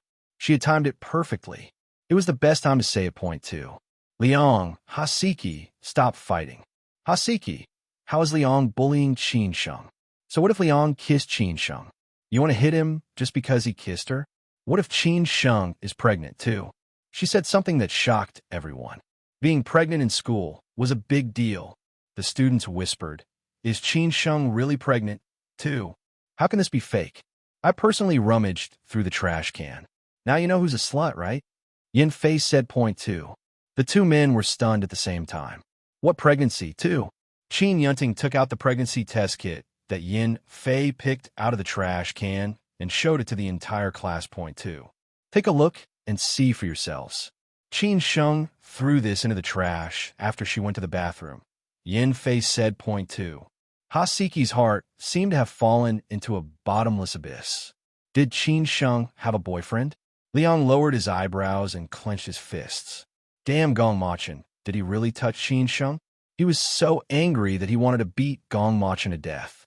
If that was the case, Qin Sheng was also poisoned. He pushed Qin Yunting, who was blocking him, and ran out of the classroom to look for Qin Sheng. Point 2. In the corridor, Qin Sheng was walking towards the classroom. She saw Li Ong rushing over. The man's fierce look scared her to death. She instinctively turned around and ran. Point 2. Could it be that he found out that she had stolen the phone? If that was the case, maybe you want to kill her. 2. Liang strode forward and chased after Qin Sheng. Little pig, you dare to run again, too. Oh my God. At the end of the corridor, Qin Sheng had no way to escape. Liang's bewitching eyes narrowed into slits as he glared at the little woman with a stiff expression. Darn girl, run. Why aren't you running, too? He was really angry. Who was he worried about? Maybe it was his phone, too. Qin Sheng looked at the window beside her helplessly. If she ran any further, she would fall out of the window. She didn't want to die yet. Point 2. Duke, why are you so angry? You kissed me. I didn't tell the principal, and you're still angry. 2. You didn't tell the principal, and I have to thank you? Why don't you call the principal over now and see if he dares to say anything to me? Come here. He stretched out his hand and called the girl over. Point 2. What? There's no need. We're even. I'll leave, Qin Sheng said as she backed into the wall, wanting to go around the man. Point 2. Liang took a step forward and blocked the girl's path. What was happening between them? 2. Speak now. What's with the pregnancy? How long has it been? Is it Gong Machin's, too? He got angrier as he spoke. It was not his, he knew that for sure. However, he would rather it be someone else's than Gong Machin's. That would be more harmful to Qin Sheng. Point 2. What pregnancy? Qin Sheng was stunned. Point 2. You're still lying? Qin Yunting took out your pregnancy test kit. Tell me the truth. Forget it. I'll take you to the doctor. You can't keep the child, too. Liang grabbed Qin Sheng's hand. She definitely couldn't keep the child. What kind of healthy child could grow out of that poisoned seed? It must be a deformed child. He would first abort the child, then he would ask Sikong Ju to prepare the antidote for Qin Sheng. Qin Sheng pulled her hand back and refused to leave. She said, what pregnancy? I'm not pregnant. Damn Qin Yunting. She framed me, too. That F** King Qin Yunting. She really wanted to F** CK everything up. Why had she gone through the trash can? 2. Suddenly, she thought of something and immediately clenched a fist. Qin Yunting was always causing trouble for her. 2. I'm not pregnant. She muttered again. Point 2. No. Really? I'm warning you. You're not allowed to lie to me. Liang said. Point 2. Qin Sheng was just about to answer when she saw people rushing over from the corridor. Point 2. Uncle, why are you here? She called out. Point 2. Gong Machen's expression was clearly strained, and his anxious look was something Qin Sheng had never seen before. Point 2. He ran over and punched Liang. Liang, go to hell. Did you get Qin Sheng pregnant too? His lungs were about to explode. He had made out with Qin Sheng a few times, but he was paying attention. If he didn't really want her, how could she be pregnant? If she was pregnant, Gong Machen felt that it must be Liang. Only Liang was around Qin Sheng every day. Point 2. Liang raised his hand to block Gong Machen's fist. He wanted to explain, but Gong Machen had beaten him up so badly that he simply couldn't. Point 2. Yes, it's my child. I said that I would make Qin Sheng beg to marry me, too. You are courting death. I will not let you marry Qin Sheng. Gong Machen shouted. Point 2. She's already pregnant now. No matter how hard you try to stop her, she is still mine. When you die, I will take her away. Liang said smugly. Point 2. The angrier Gong Machen was, the better Liang felt. Seeing Gong Machen this angry made him so happy that he wanted to bubble up. Point 2. The two men punched and kicked each other, but their martial arts were closely matched. Neither of them could better the other. Point 2. Qin Sheng clenched both fists, shaking with anger. She was so angry that she wanted to kill Liang, too. Uncle, stop hitting me. I'm not pregnant. It was Qin Yunting who framed me, she shouted loudly. Point 2. Qin Sheng, shut up. After I finish him, I will settle the score with you. Gong Machen shouted angrily. Point 2. He kicked Liang, and Liang kicked back, and then the two of them stood firmly on the ground. Point 2. Qin Sheng was anxious. Really, if you don't believe me, check my body. My air, you know what is still there. How can I be pregnant, too? Her voice shrank shyly after that. Her membrane was still there. It was easy to check if she had cheated on Gong Machen. Point 2. Gong Machen and retreated. He understood what Qin Sheng meant. Point 2. Qin Yunting framed you and then posted it on the school's WeChat, too. Yes, I'm really not pregnant. Qin Sheng insisted. Point 2. I didn't frame Qin Sheng. Yin Fei and I saw her buying a pregnancy test kit. She came out of the bathroom, and there was this pregnancy test kit in the trash can. Qin Yunting said quickly. Point 2. Yes, I can testify. Yin Fei added. Point 2. Today, they were going to confirm that Qin Sheng was AB*TCH, a female student pregnant at school. It was a scandal that would spread like wildfire. They wanted to destroy Qin Sheng's reputation. Neither Liang nor Ha Siki would want to marry such a woman. 2. Qin Sheng's eyes turned on Qin Yunting. Cousin, you think I'm pregnant too? Of course. Qin Yunting was absolutely confident. Point 2. What if I'm not pregnant? What are you going to do? Do you dare to stand at the school gate with a sign until everyone is out of school? Qin Sheng shouted. Point 2. Do you have another test to prove it? And yes, if you're not pregnant, I'll stand with Yin Fei at the gate. Qin Yunting was not stupid. She wanted to drag Yin Fei down with her if this all went to hell on her. Point 2. I don't have any more tests, but I'm willing to buy some more to prove myself. Please let me buy some. Qin Sheng smiled at the crowd that surrounded her. Point 2. Soon, a few students agreed to go and buy them. Everyone wanted to know if it was true or not, and who was right too. Qin Sheng even asked a few people to accompany her to the bathroom for the test. When she did more than 10 pregnancy tests, all of them were red lines, negative. Point 2. Sure enough, Qin Sheng was framed too. How despicable. She actually framed Qin Sheng. Is she still a cousin, too? Many students were discussing the results. Point 2. Qin Yunting and Yin Fei were instantly dumbfounded. What was going on? No way, too. They only felt that their brain capacity was insufficient. Gong Machen hugged Qin Sheng in his arms. How do you want to deal with them? Uncle will listen to you. Do you want to expel them, too? Qin Yunting and Yin Fei were shocked. If they were to be expelled at this time, they wouldn't even be able to participate in the college entrance examination, too. Everyone looked at Qin Sheng, not knowing what she wanted to do. Uncle, there's no need to expel them. Just let them do as I said. We'll see who'll believe what they say in the future. Qin Sheng said, point 2. Okay, I'll listen to you. Nye Feng, go and get the cardboard and let Qin Yunting and Yin Fei hold it at the school gate. Gong Machin, order point 2. Qin Yunting and Yin Fei were too embarrassed to raise their heads. The words on the paper were so insulting. They had lost all their dignity, too. Qin Sheng stood at the window upstairs and looked down. She leaned against the man's firm chest. It felt great. But how was Chu Xianao, too? She looked at the West Bank Cafe at the school gate point 2. Chu Xia didn't dare to drink coffee in the cafe. She ordered a cup of lemonade and drank it slowly. Her palms were so nervous that they were covered in cold sweat point 2. Suddenly, she saw the handsome Sikong Ju walking over, too.